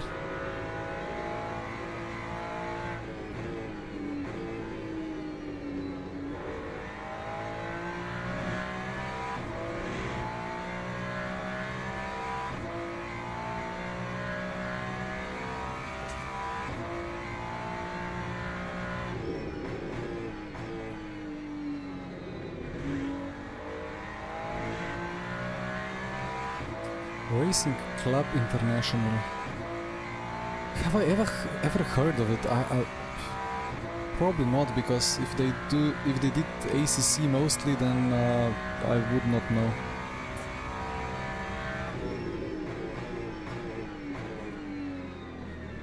Rotate.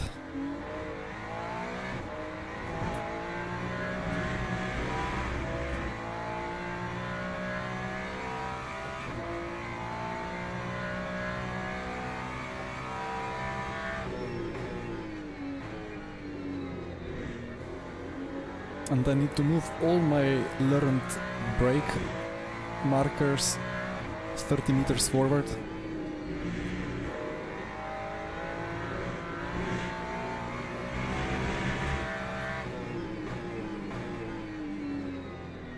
Maybe not in this corner.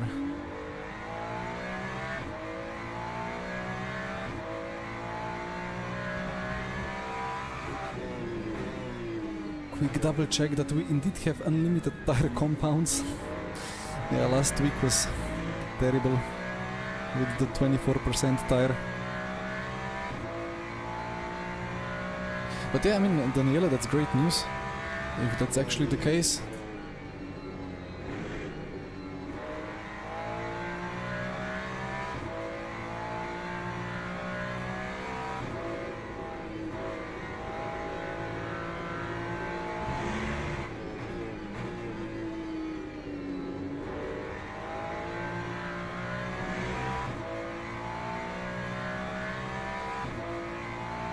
Looking forward to go back to Jimmy.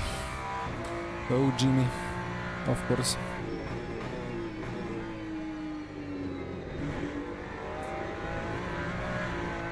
I'm wondering what's gonna happen with overtake GG as well.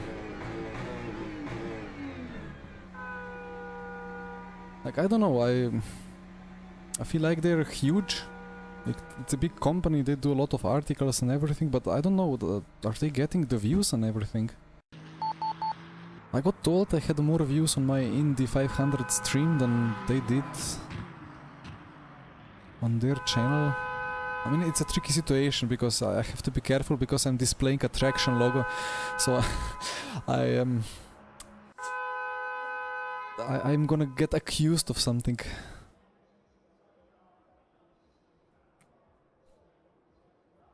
But I'm really wondering about all these companies that are related to sim racing. How is the funding gonna go in the future and everything like that. Anyway, guess we go for a lap.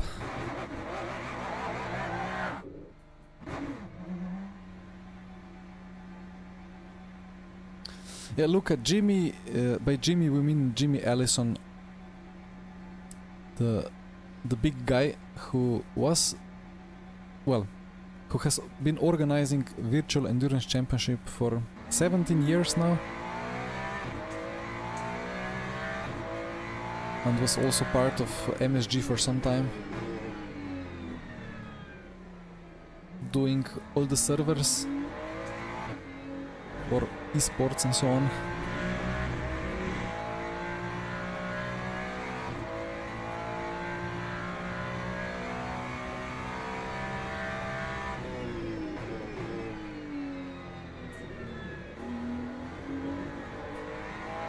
But he's been known to be very strict and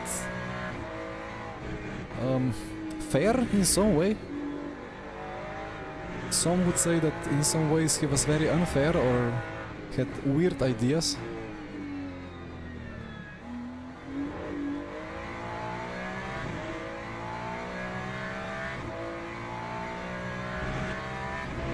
But overall, I think, I mean, Daniele obviously disagrees, but overall he's been a good presence in R Factor 2. Okay, well, Quali for LMGT3 fixed, and I expect that Ferrari is maybe 3/4 of pace, but let's see, or maybe I am 3/4 of pace.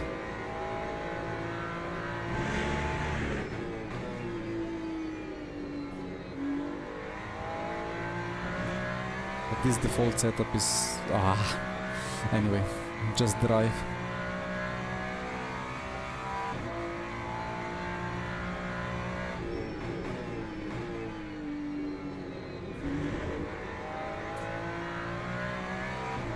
Tires are still kind of cold.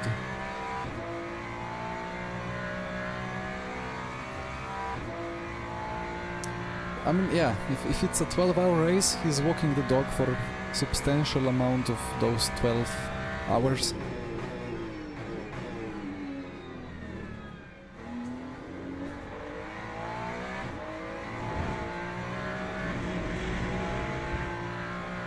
And that's a track limit. Copy.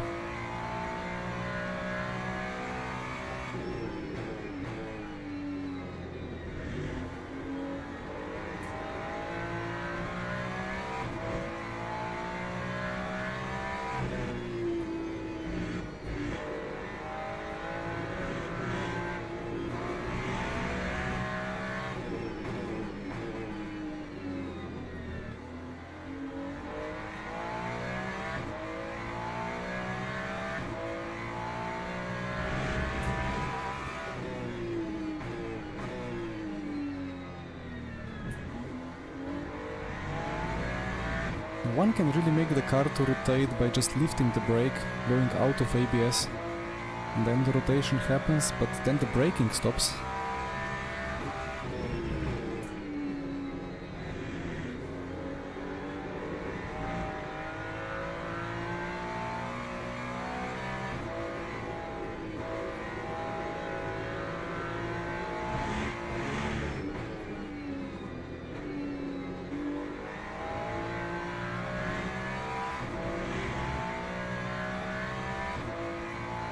Leiden, oh, Whitehead, 59.6. Yeah, Whitehead has been driving this car in VMS Pro, so he knows everything about it. But it's fixed setup, so all the difference is not the car, but the human driving it. Right, let's find that second and a half.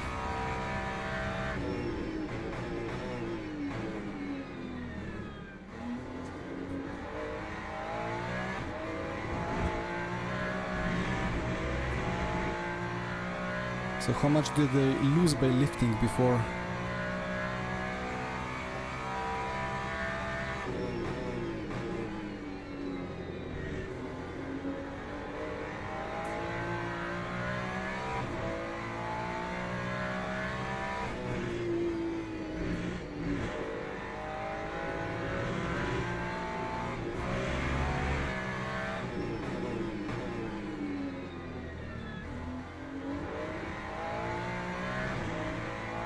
One more second.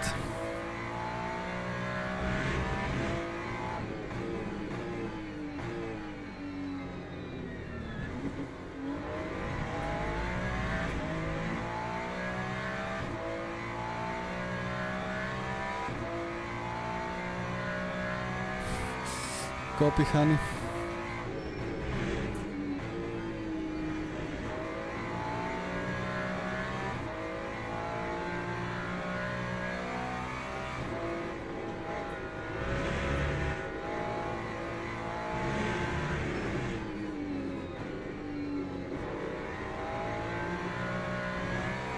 I don't think there is a great chance of that happening.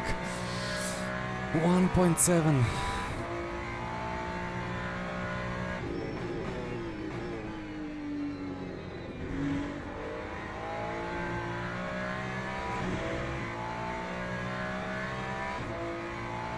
Okay. Two more attempts and one more second to be found.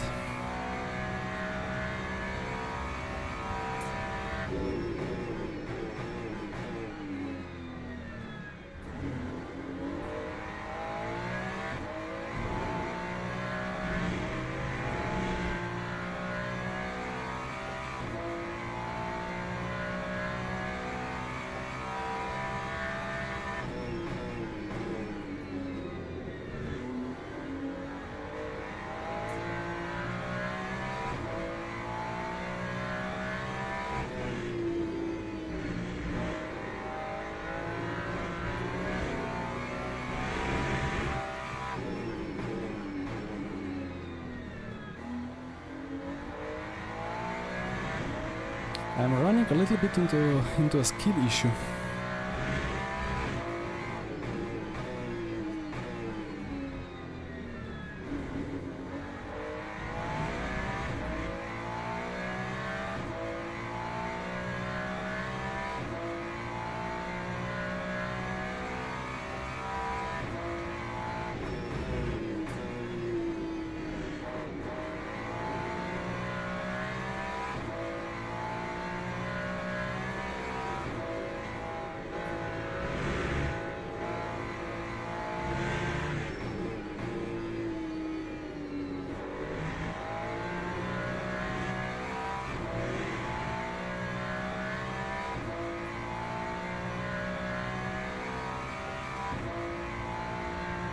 Hi Luke. Send setup please.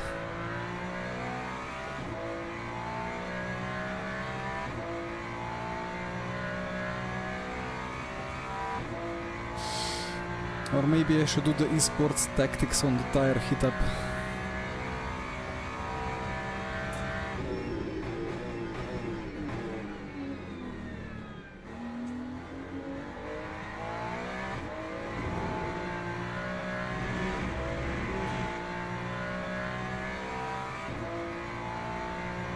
Minimum brake bias.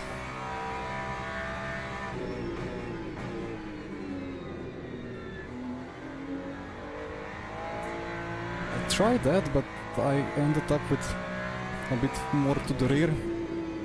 But let's see what happens.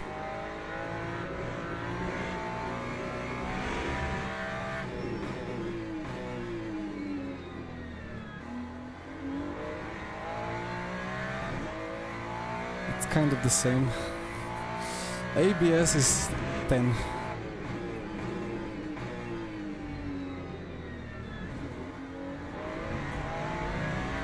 Which is probably too much, but there you go. 8 ABS, okay. Well, let's see.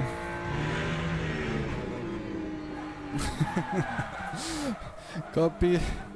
Yeah, no, I have a little bit of too great of a skill issue to attempt that like this, but maybe through the race, 1 click per lap. In the end, I'll be doing 58s. 100% pressure. I wanted to do that, but I was scared about ABS. Some cars, some GT3s cannot even use more than 80%. But I'm surely lacking a little bit of braking performance, so I thought... Okay, well... Anyway... You know what? If I have time, I might as well practice the pit entry once more.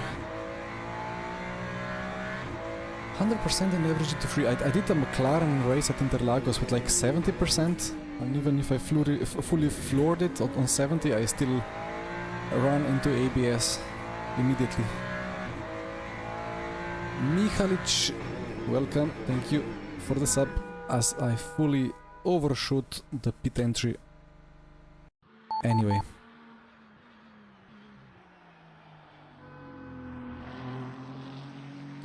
Right, 4, I'm gonna take 4 to 4 here, and then let's see. Maybe I start with 45. And let's see what happens.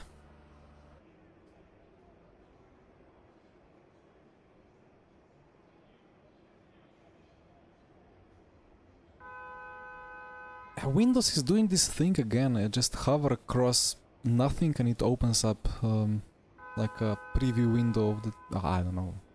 So I kind of... I'm looking at LMU on the bottom screen, and then I'm looking at a little LMU on the top screen. And then at another LMU on the OBS preview. CPU is having a party.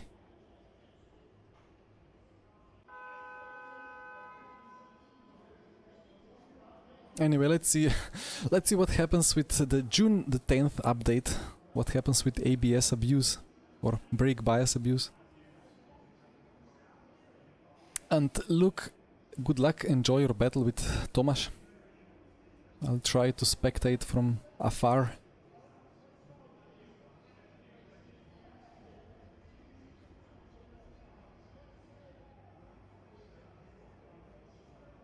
Wait, no, so no pit stop. Surely no pit stop. I don't know why I thought it was a pit stop anyway.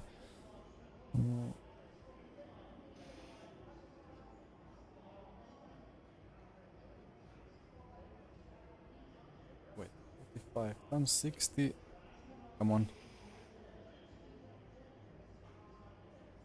120. 23 laps. 4.34 being the target.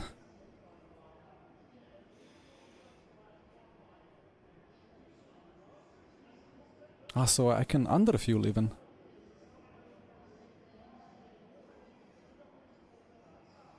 Okay, well then. Little bit of underfuel.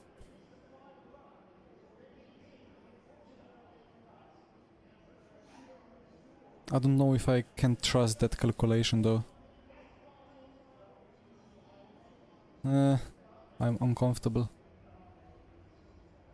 I should trust it.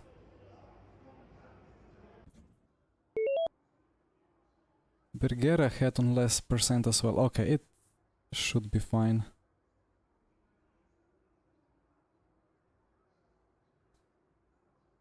How do I make the bottom of my monitor dark? What do you mean, like here? Here? Or what do you mean bottom of the monitor? I'm on Windows, stop doing that, okay. But like I have a blanket behind the monitor that keeps it dark.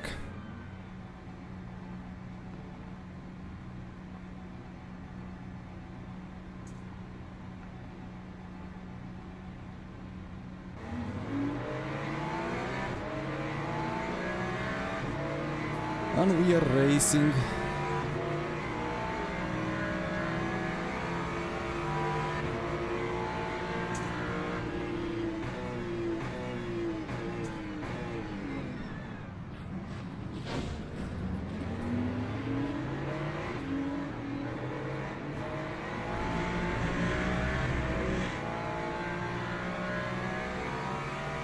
Survived.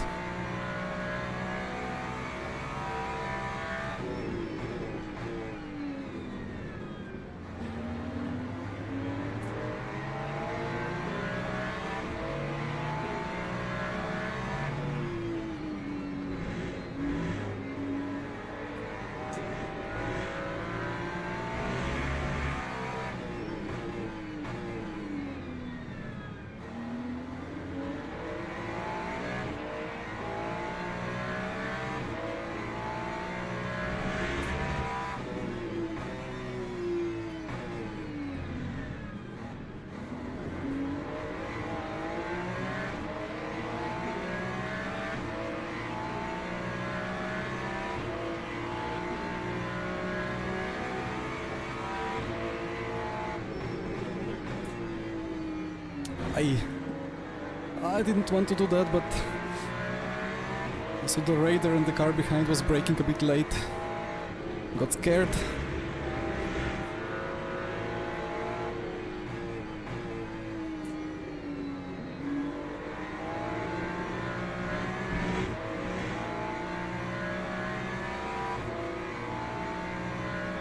It could have been a P6. Anyway.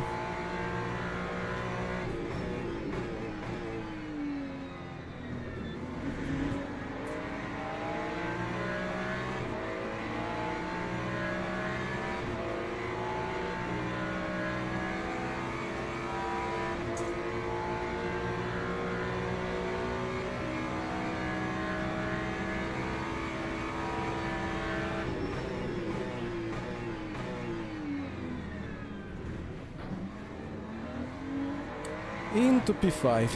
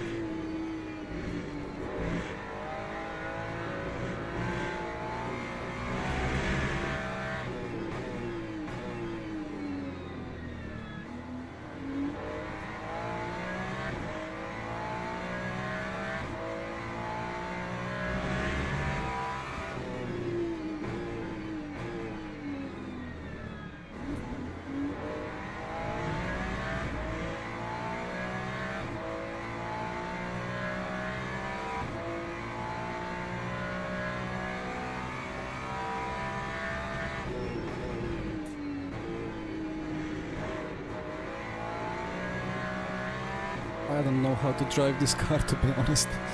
It's so loose on the entry, but I cannot carry the oversteer to the exit. Or if I try to do, it keeps oversteering. Feels like ACC, to be honest.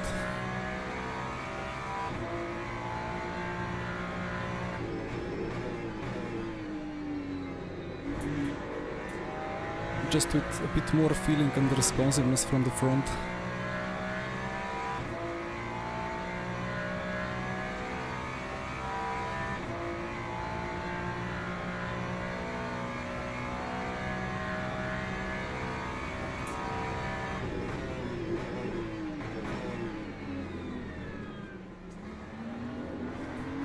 Ow.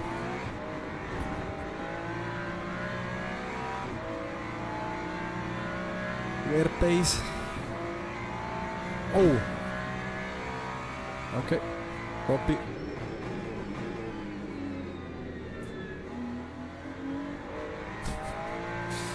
Was he getting an illegal overtake there, or he lifted for that reason alone, I think.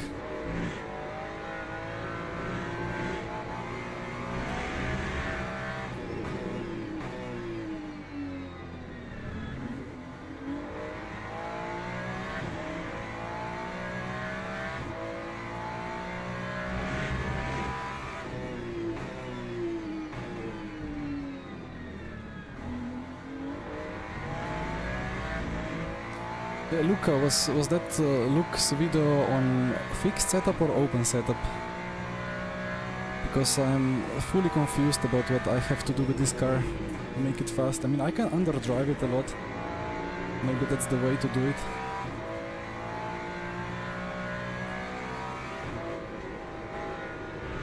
But he's Ferrari esports, you know. He wouldn't be there if some other esportsman could just take his Ferrari and match him instantly. Hi Thomas.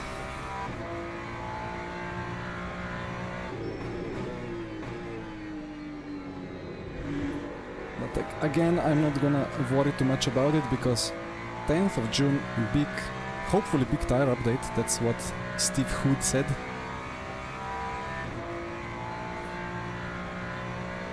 And then maybe everything is different again.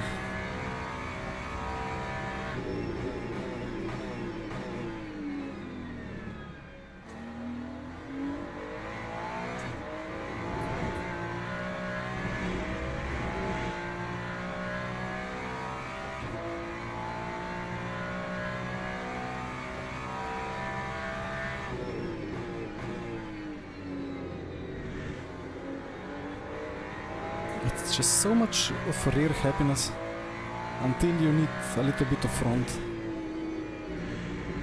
The moment you need a little bit of front, it just does this.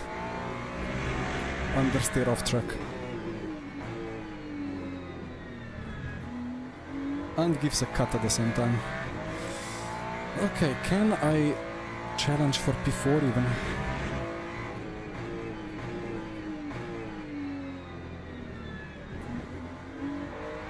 Just need to focus hard.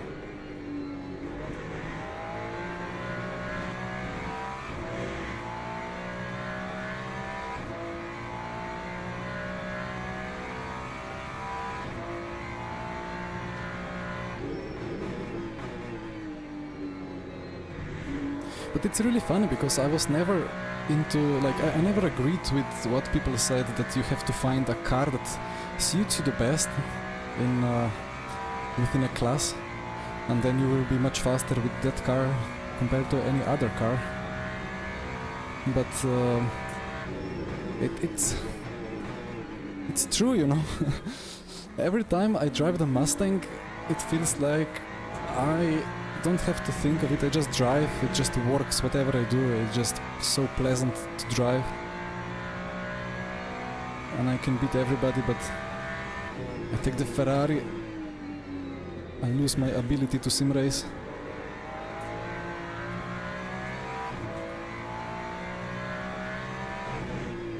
I mean, on esports level, in the end, with hundreds of laps of practice, it clicks, you know.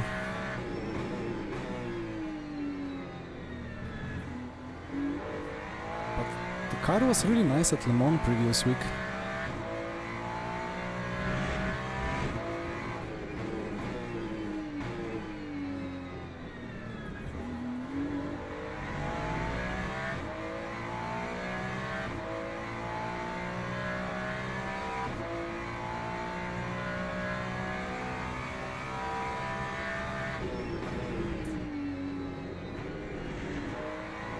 I mean, I kind of like the oversteer I get on entry because that's the only rotation I have.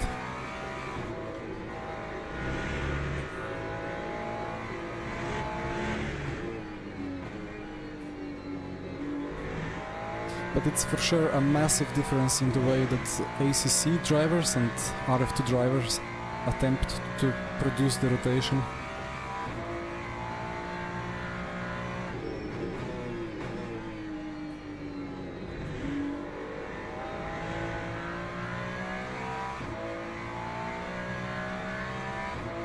The ACC way works, I think, much better here.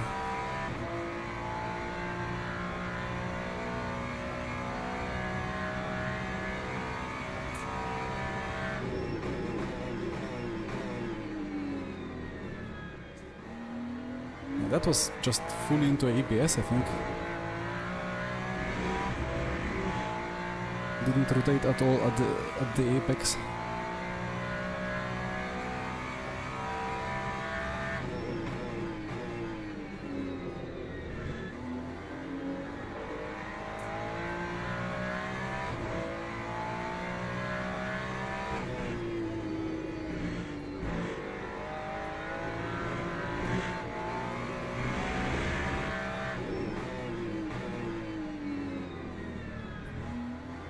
I think what ACC drivers do really well is keep the front tame in corners like that snake or that SS in Sector 2 that goes downhill. Like on the exit I am just fully lost. I just overheat or run out of front right grip, and then I just lift and wait for it to come back, and I don't really know how exactly to approach it. But I think in ACC a lot of corners are like that.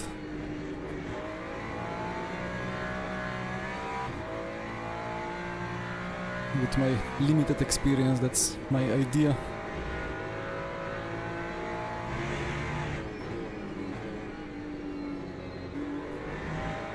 Because in RF2, if you take the apex, you can just floor it and just turn the steering more, and then you can make the exit.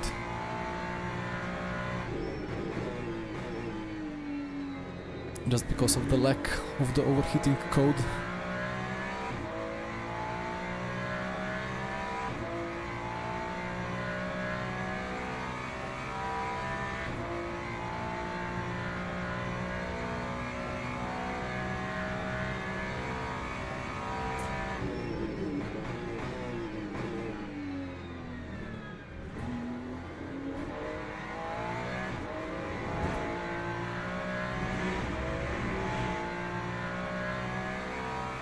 I will need 2 free tens at least to keep P2.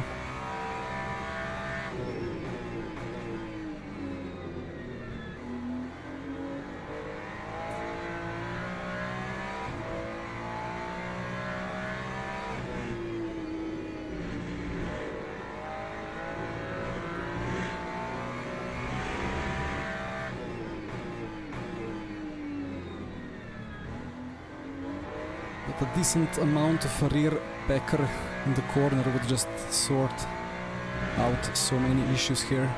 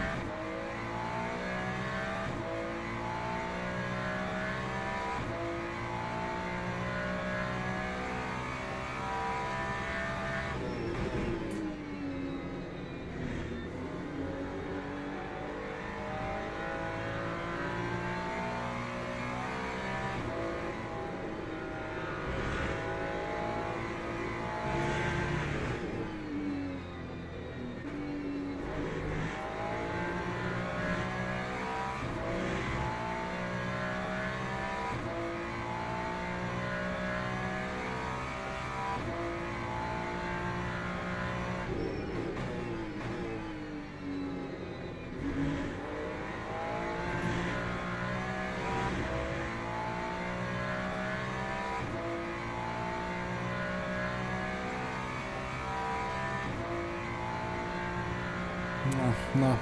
I'm if I keep driving like this, it's just gonna be a procession till the end.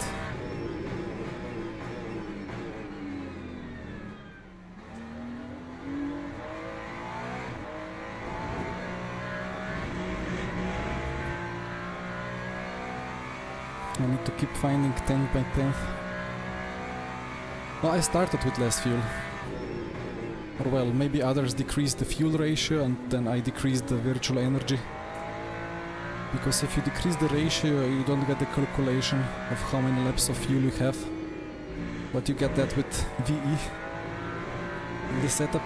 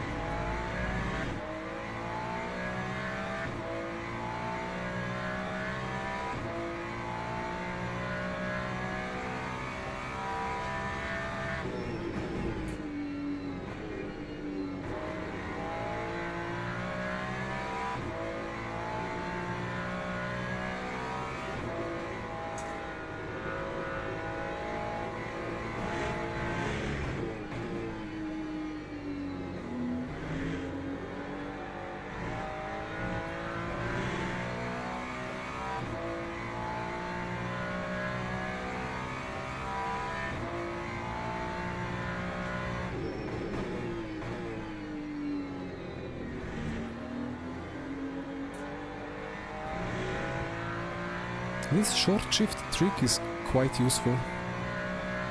Feels like there is a lack of power, but there actually isn't. Hairpin in second gear, insane.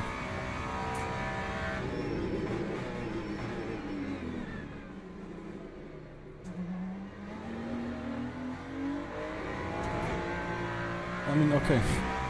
Yeah, there is sufficient power. But I need the rotation of first gear on the entry.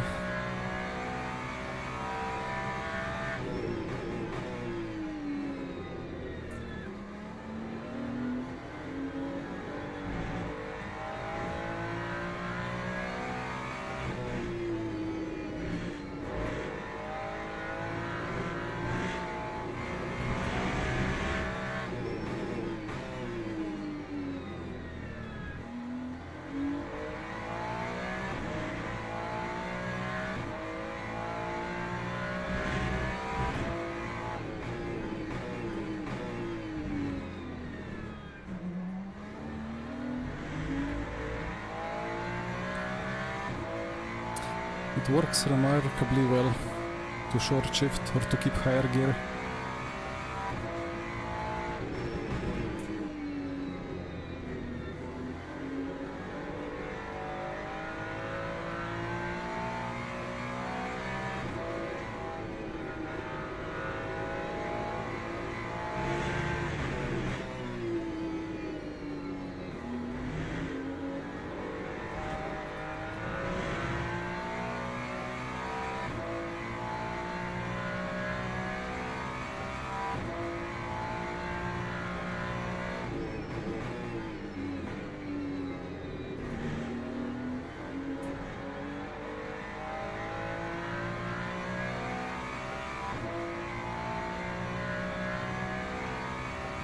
It's so much about ABS management, and I just don't know how to do ABS.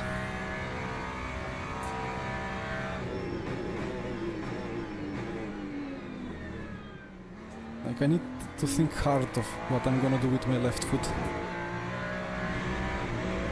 But that's because I really grew up on, well, with Formula cars and high downforce cars and cars that never had any ABS.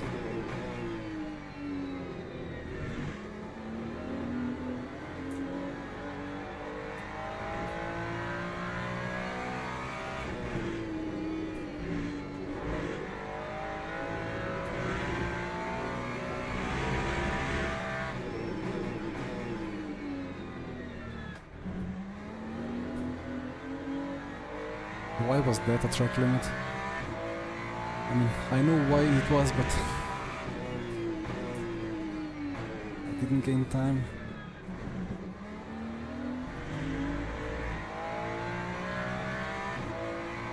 But a little bit of battling ahead for P3 and maybe I will start to have a chance.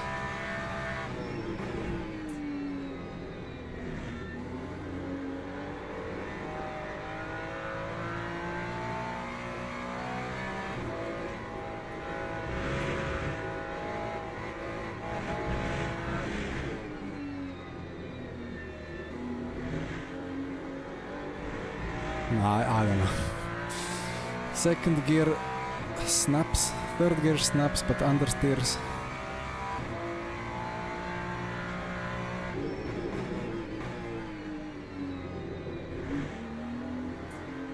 At least the lap time is kind of plus minus 2/10, whatever I do.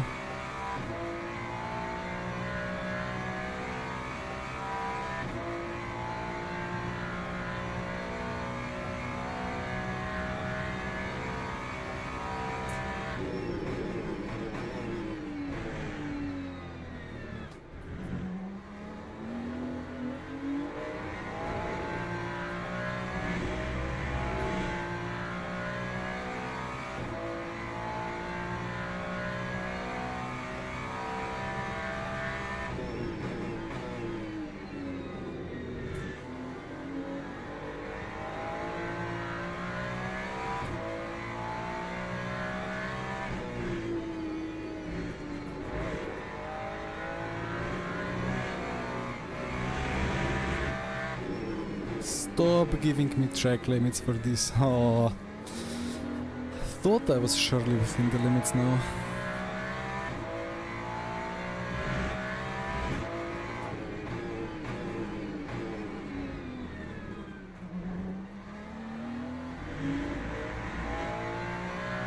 I need a front wing.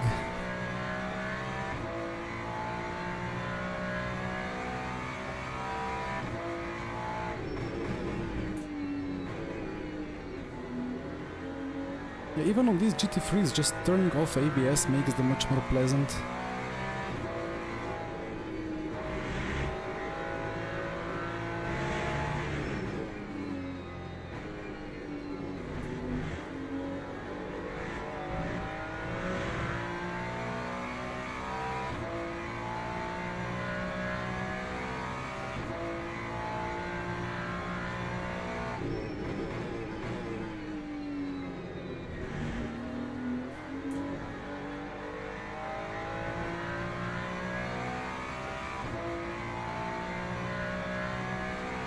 Yeah, look, it depends on the car.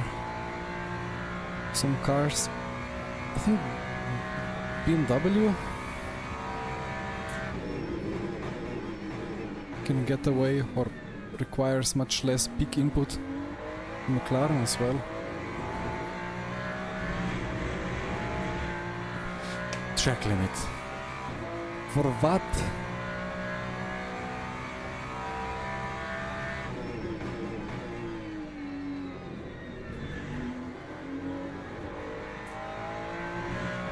But let that be the last track limit I get today.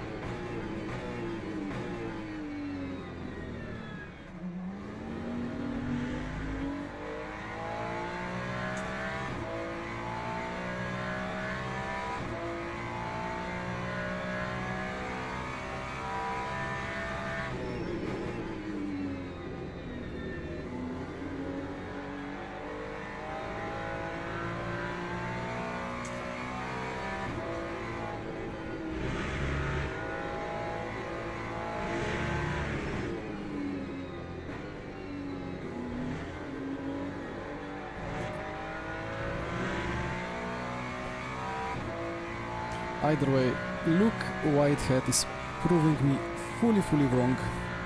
This car is actually decent around here. And in fact, in the practice, I think I did like 10 laps before. when I did the screenshot as well. And it felt like I'm quite a lot of pace compared to some other cars, but it was me. Oh dear. Some battling ahead, nice.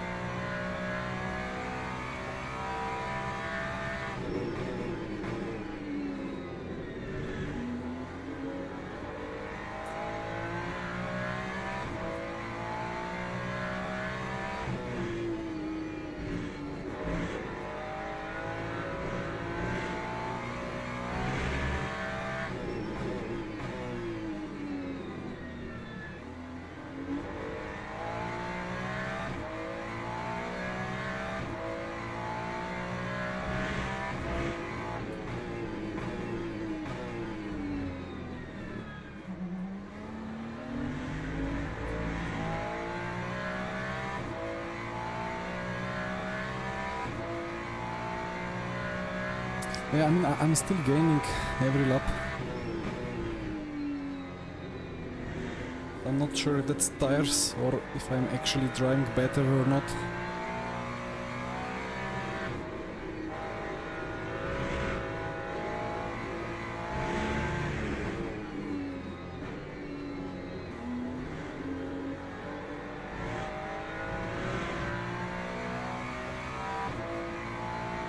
Move under braking. Ah, it's P3. I'm happy with P4.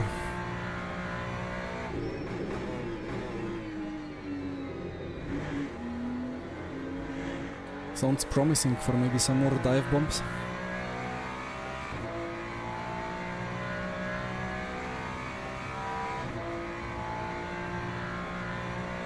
Oh, that's even worse. Okay, dive bombs incoming for sure.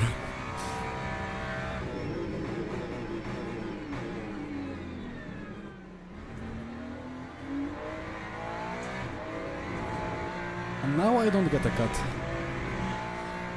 Ay, ay, ay.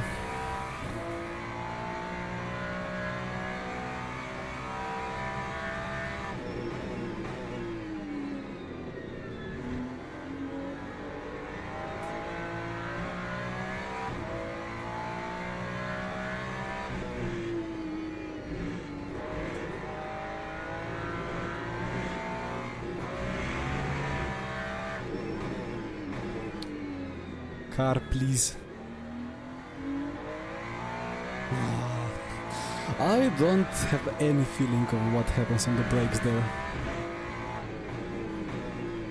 I mean, I feel that ABS is going crazy, but that's...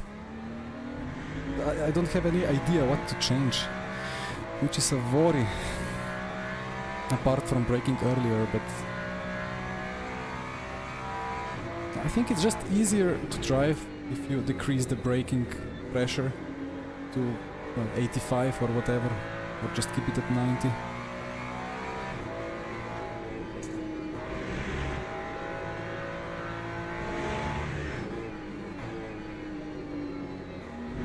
Because I am getting kind of tricked into running too much brake pressure.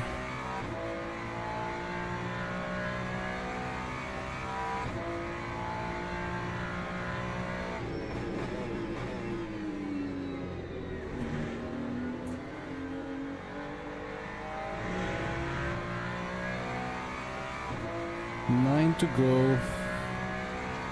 Fuel is fine. Okay, I mean I can do low ones now, I think.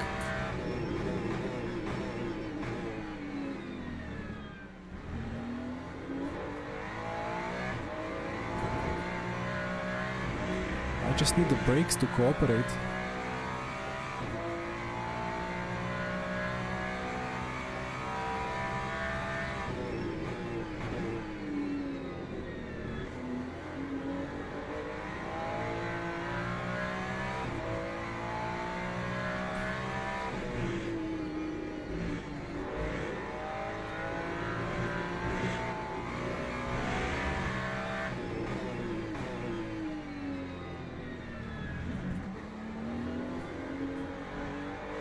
And this was a bad line as well.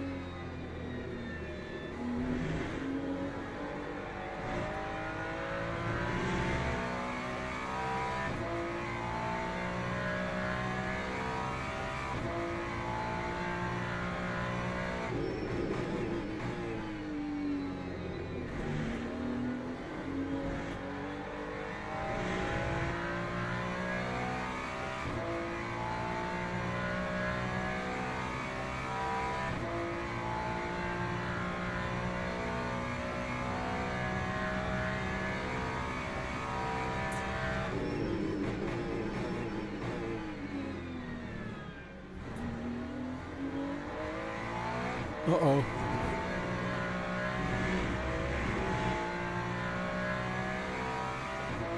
And that's a disconnect. Ah, poor Leiden.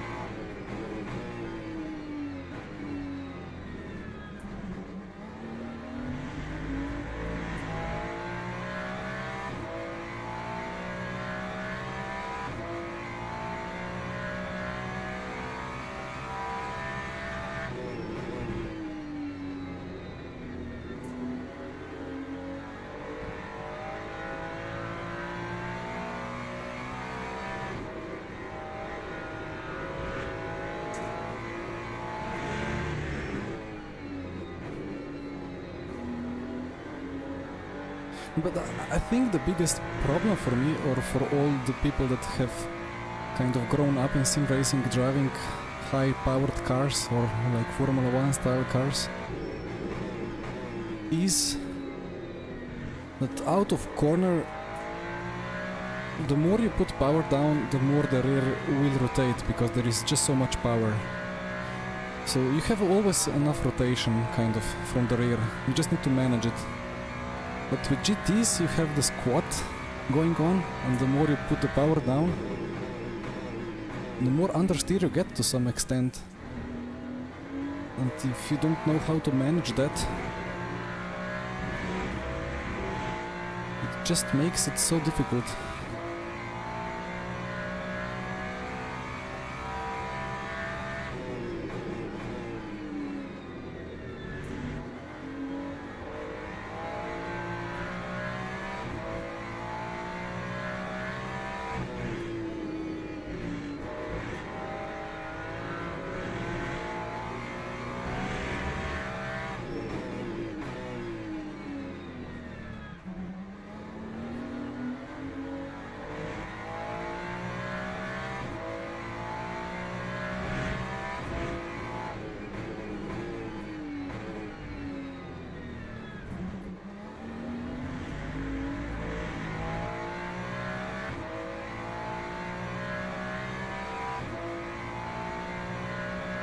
I will look at the looks video.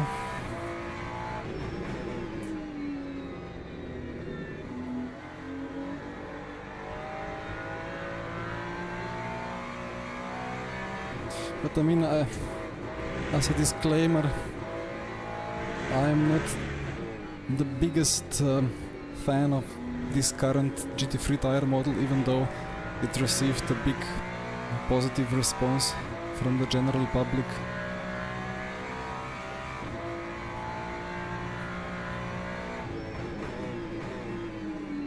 and it's gonna be updated anyway in the future,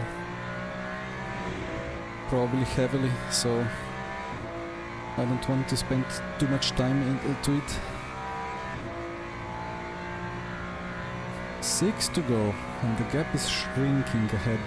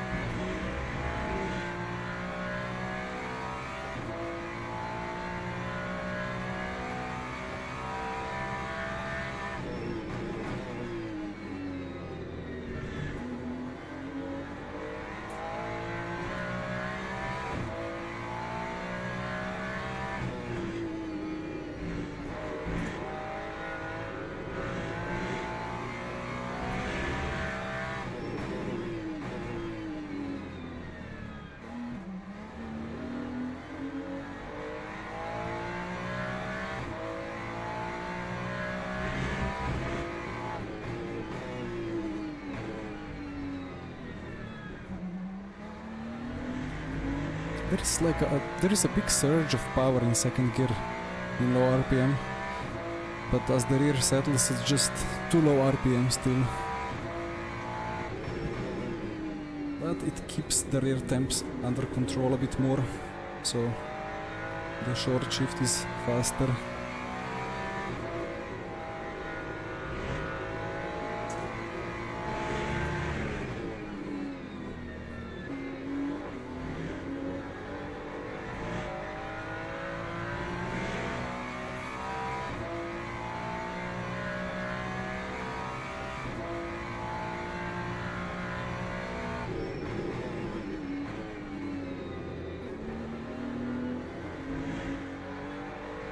I'm dealing with this rear slip angle and I'm using it way too much to rotate, but again I would need to find a way to actually use the fronts more without understeering.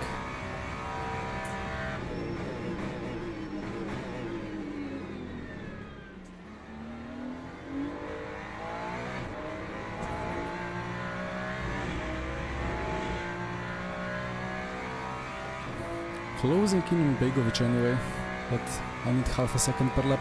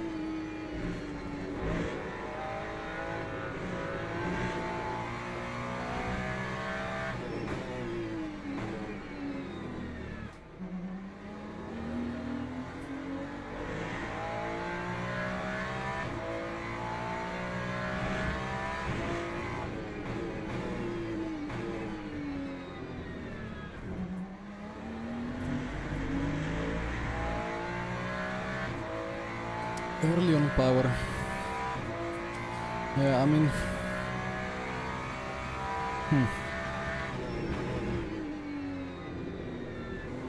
Thing is that I want to keep braking longer to make the rotation, like the entry rotation is good or even excessive, so I want to instinctively carry it to the exit by just braking later and through the apex a bit longer, but it's not working.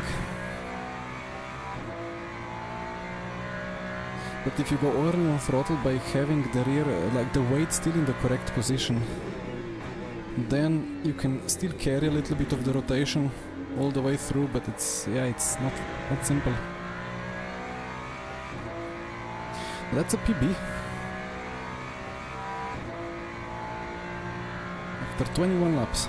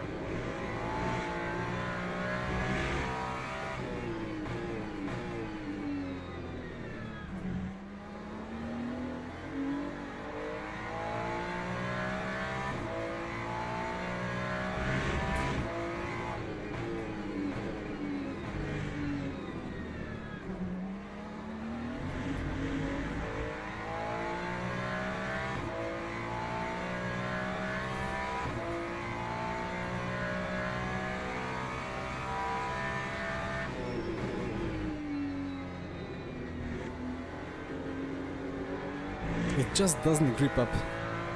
Just keep waiting for it.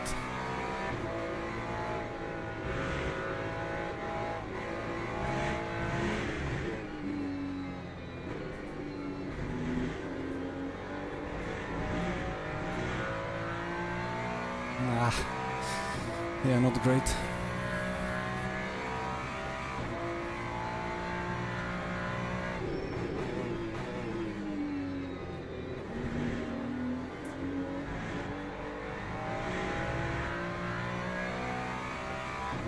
It's again one of those races that if I did everything perfectly within my current skill with this car, I would be able to fight for P2.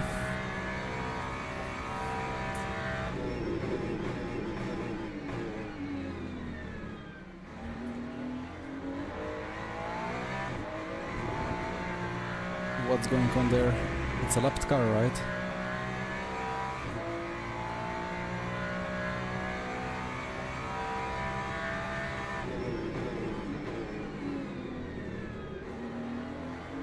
Nice lighting change.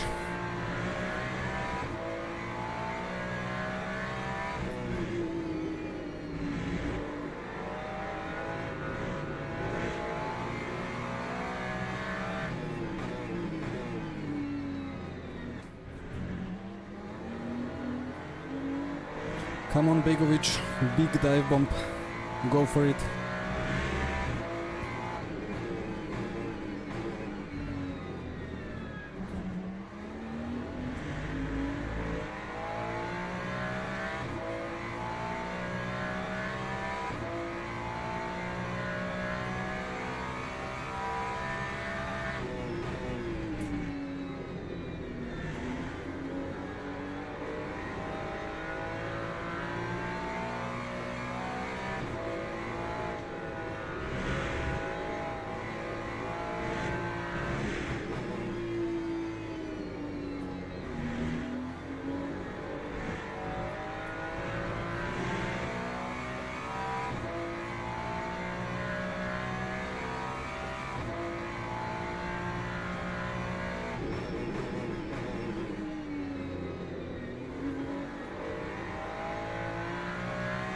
Slipstream. Let's go, guys. Brake as late as you dare.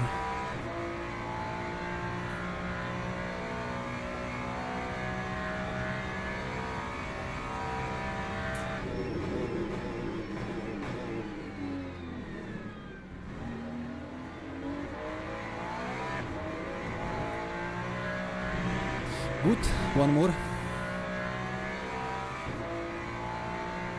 Come on, Corvette, you can do it. No, he will not go for it.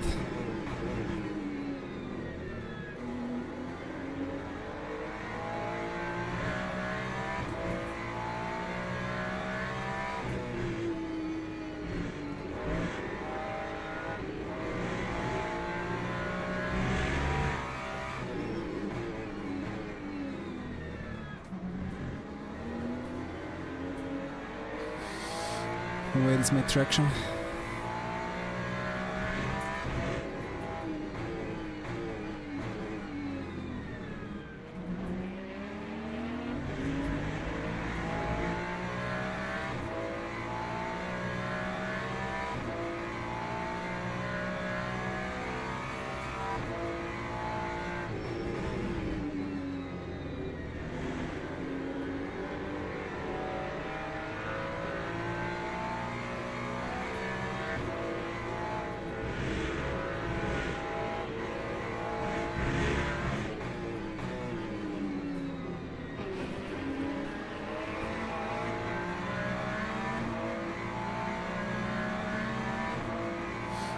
When you no longer go for a gap that exists.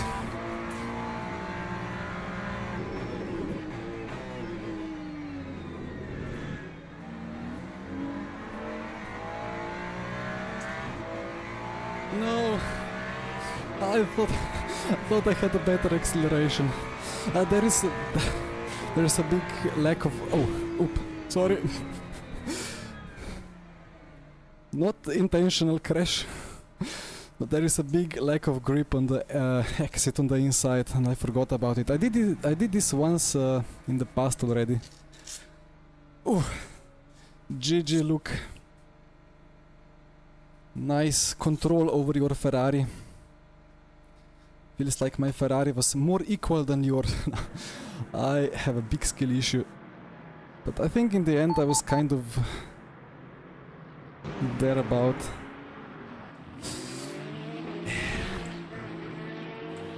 I mean, look. I mean, not look as Luke Whitehead, but look the gap. Like there is a big gap. He's not defending. I mean, that's alright, you know. A little bit of bonk, nothing crazy. A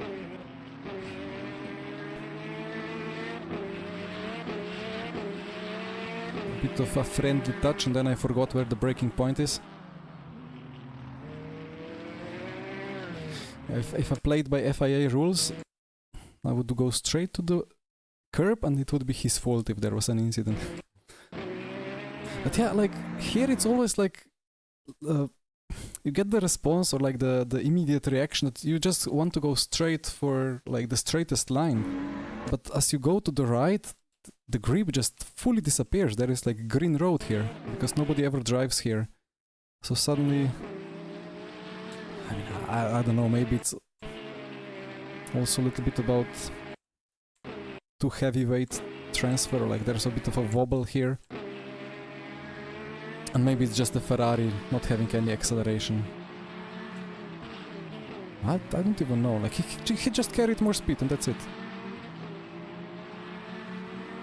That was a clean defense from him around the outside. Oops.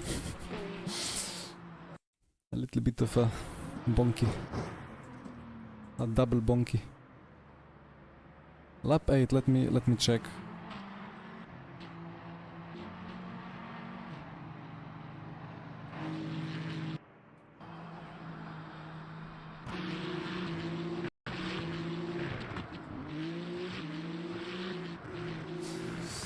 Simbago, no worries, was a good fight, sorry for, I mean, should I say sorry? I mean, it was a legit dive bomb, right? Like, not a dive bomb, legit move. It was not too bad of a dive bomb from me, so... It was a good fight, nice defense from you in the last corner. Ooh, that's spicy, wait. Around the outside. Carry the speed. In this moment, normally in RF2 you just lost the battle because there is no grip on the outside, but because the rubber is distributed like it is,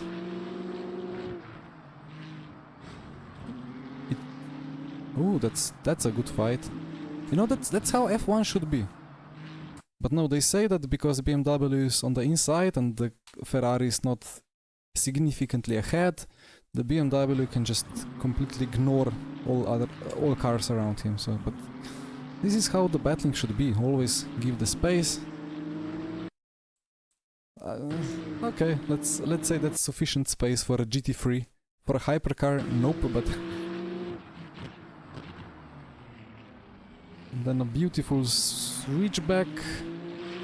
That was close there, but well judged.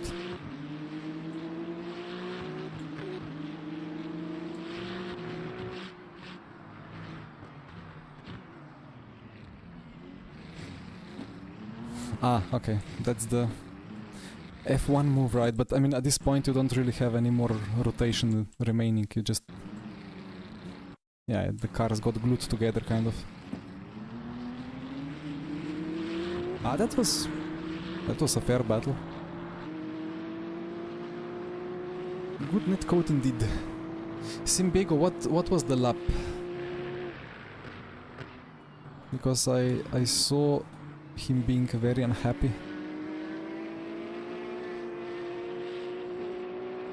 Yeah, that's kind of RF2 and LMU thing, but then at the same time I prefer getting glued together than touching with somebody and get absolutely sent to some different postcode.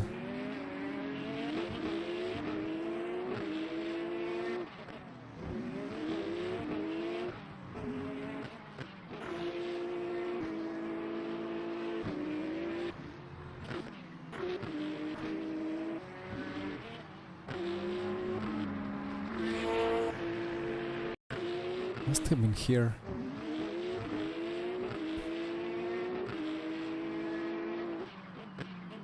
Ooh, that's a bit of moving, yeah, a bit too much moving under braking for sure.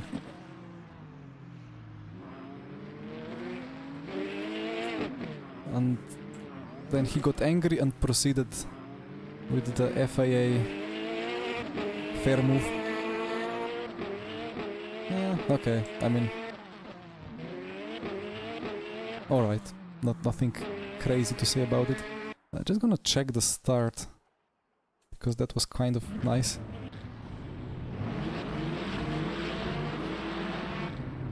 Come on, why are you doing this, LMU?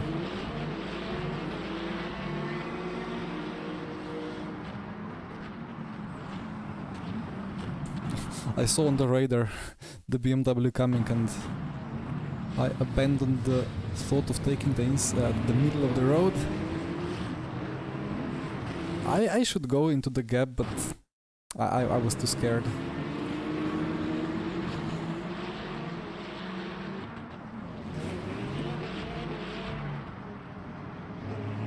This was a nice one. Ah, here it happened.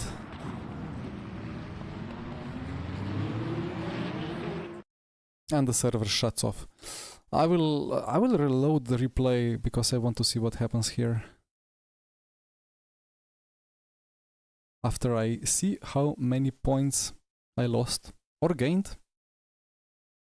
P8 in quali, P4 in the race. I should be probably it's gonna be like -1%.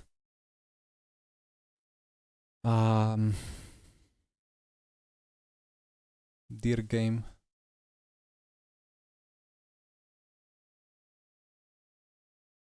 Is that a game crash?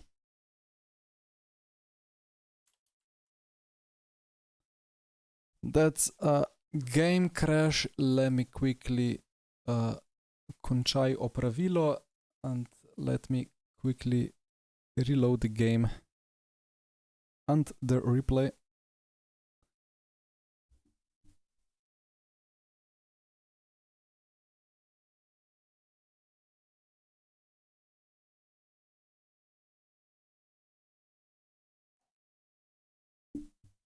Ah, so Leiden's PC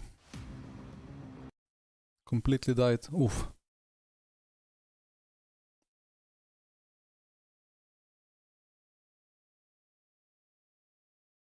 I mean, I can check the the trace afterwards, but I mean, I don't know how to read it properly. Event history, Bahrain, I gained. Nice. +5? Okay. How is that plus? I mean, I'm gonna take it, you know.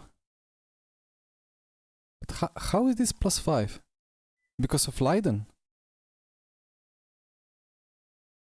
Oh, poor man with triple down. That's like -40%, right?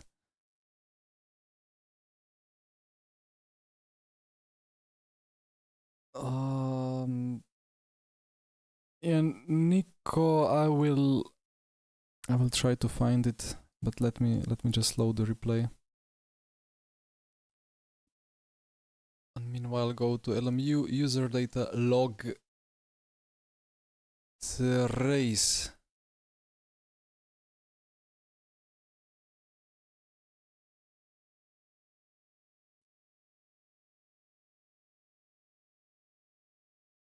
I mean, not sure what to read from this.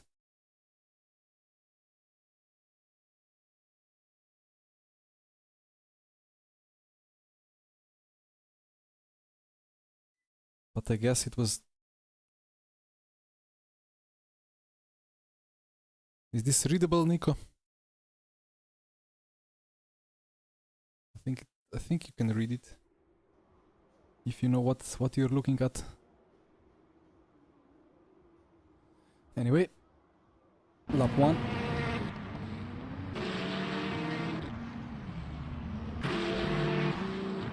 Lap 1, sector 2.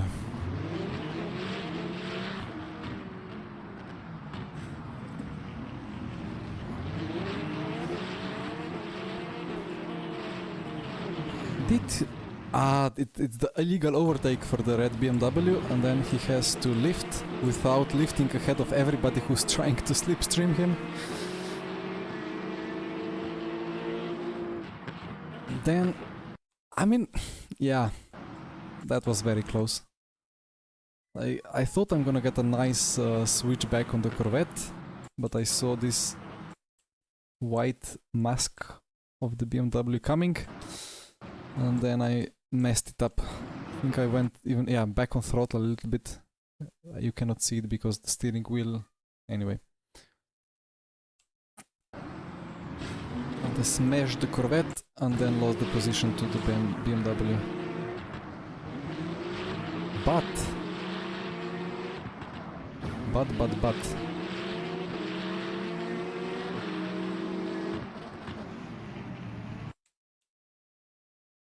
that's a beautiful position to be in. You can do whatever you want.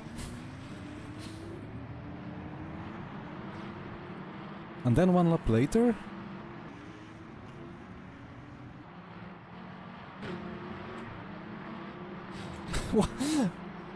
what was that? I got quite lucky here. Let's see.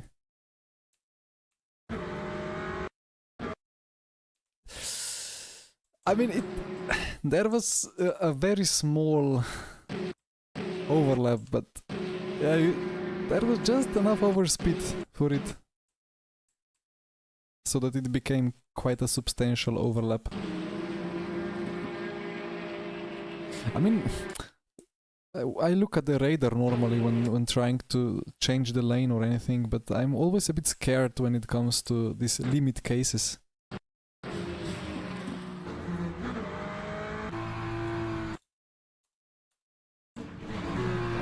And that was done. Ah, poor Dan. And then rearwards. Ooh, okay. He lost quite a bit of DR as well. Oof. Anyway, wait. Last lap. One more thing to check.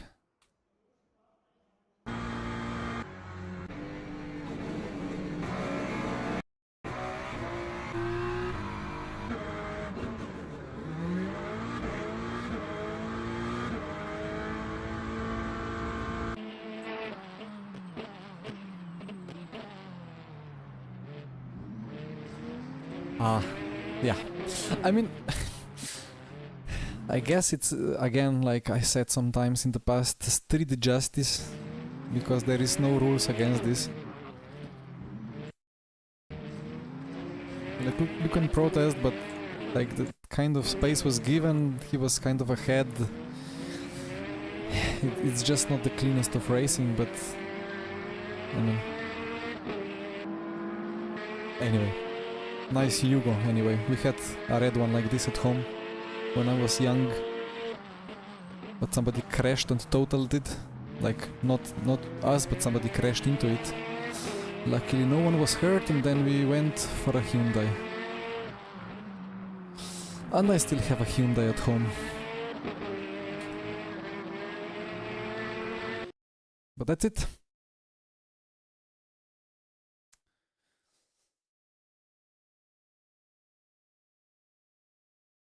Yeah, our zoom. Yeah, I guess the overspeed was just so big that it's. When you looked at the radar, it didn't show it yet, but when you hit him, it was already a big one. So, well, important always to learn from it and be better next time. So, all right. I'll try to learn a bit from Whitehead's on board as well. But I mean, again, in 20 days we get big update. Looking forward to learn the car with whatever tire updates gonna come then.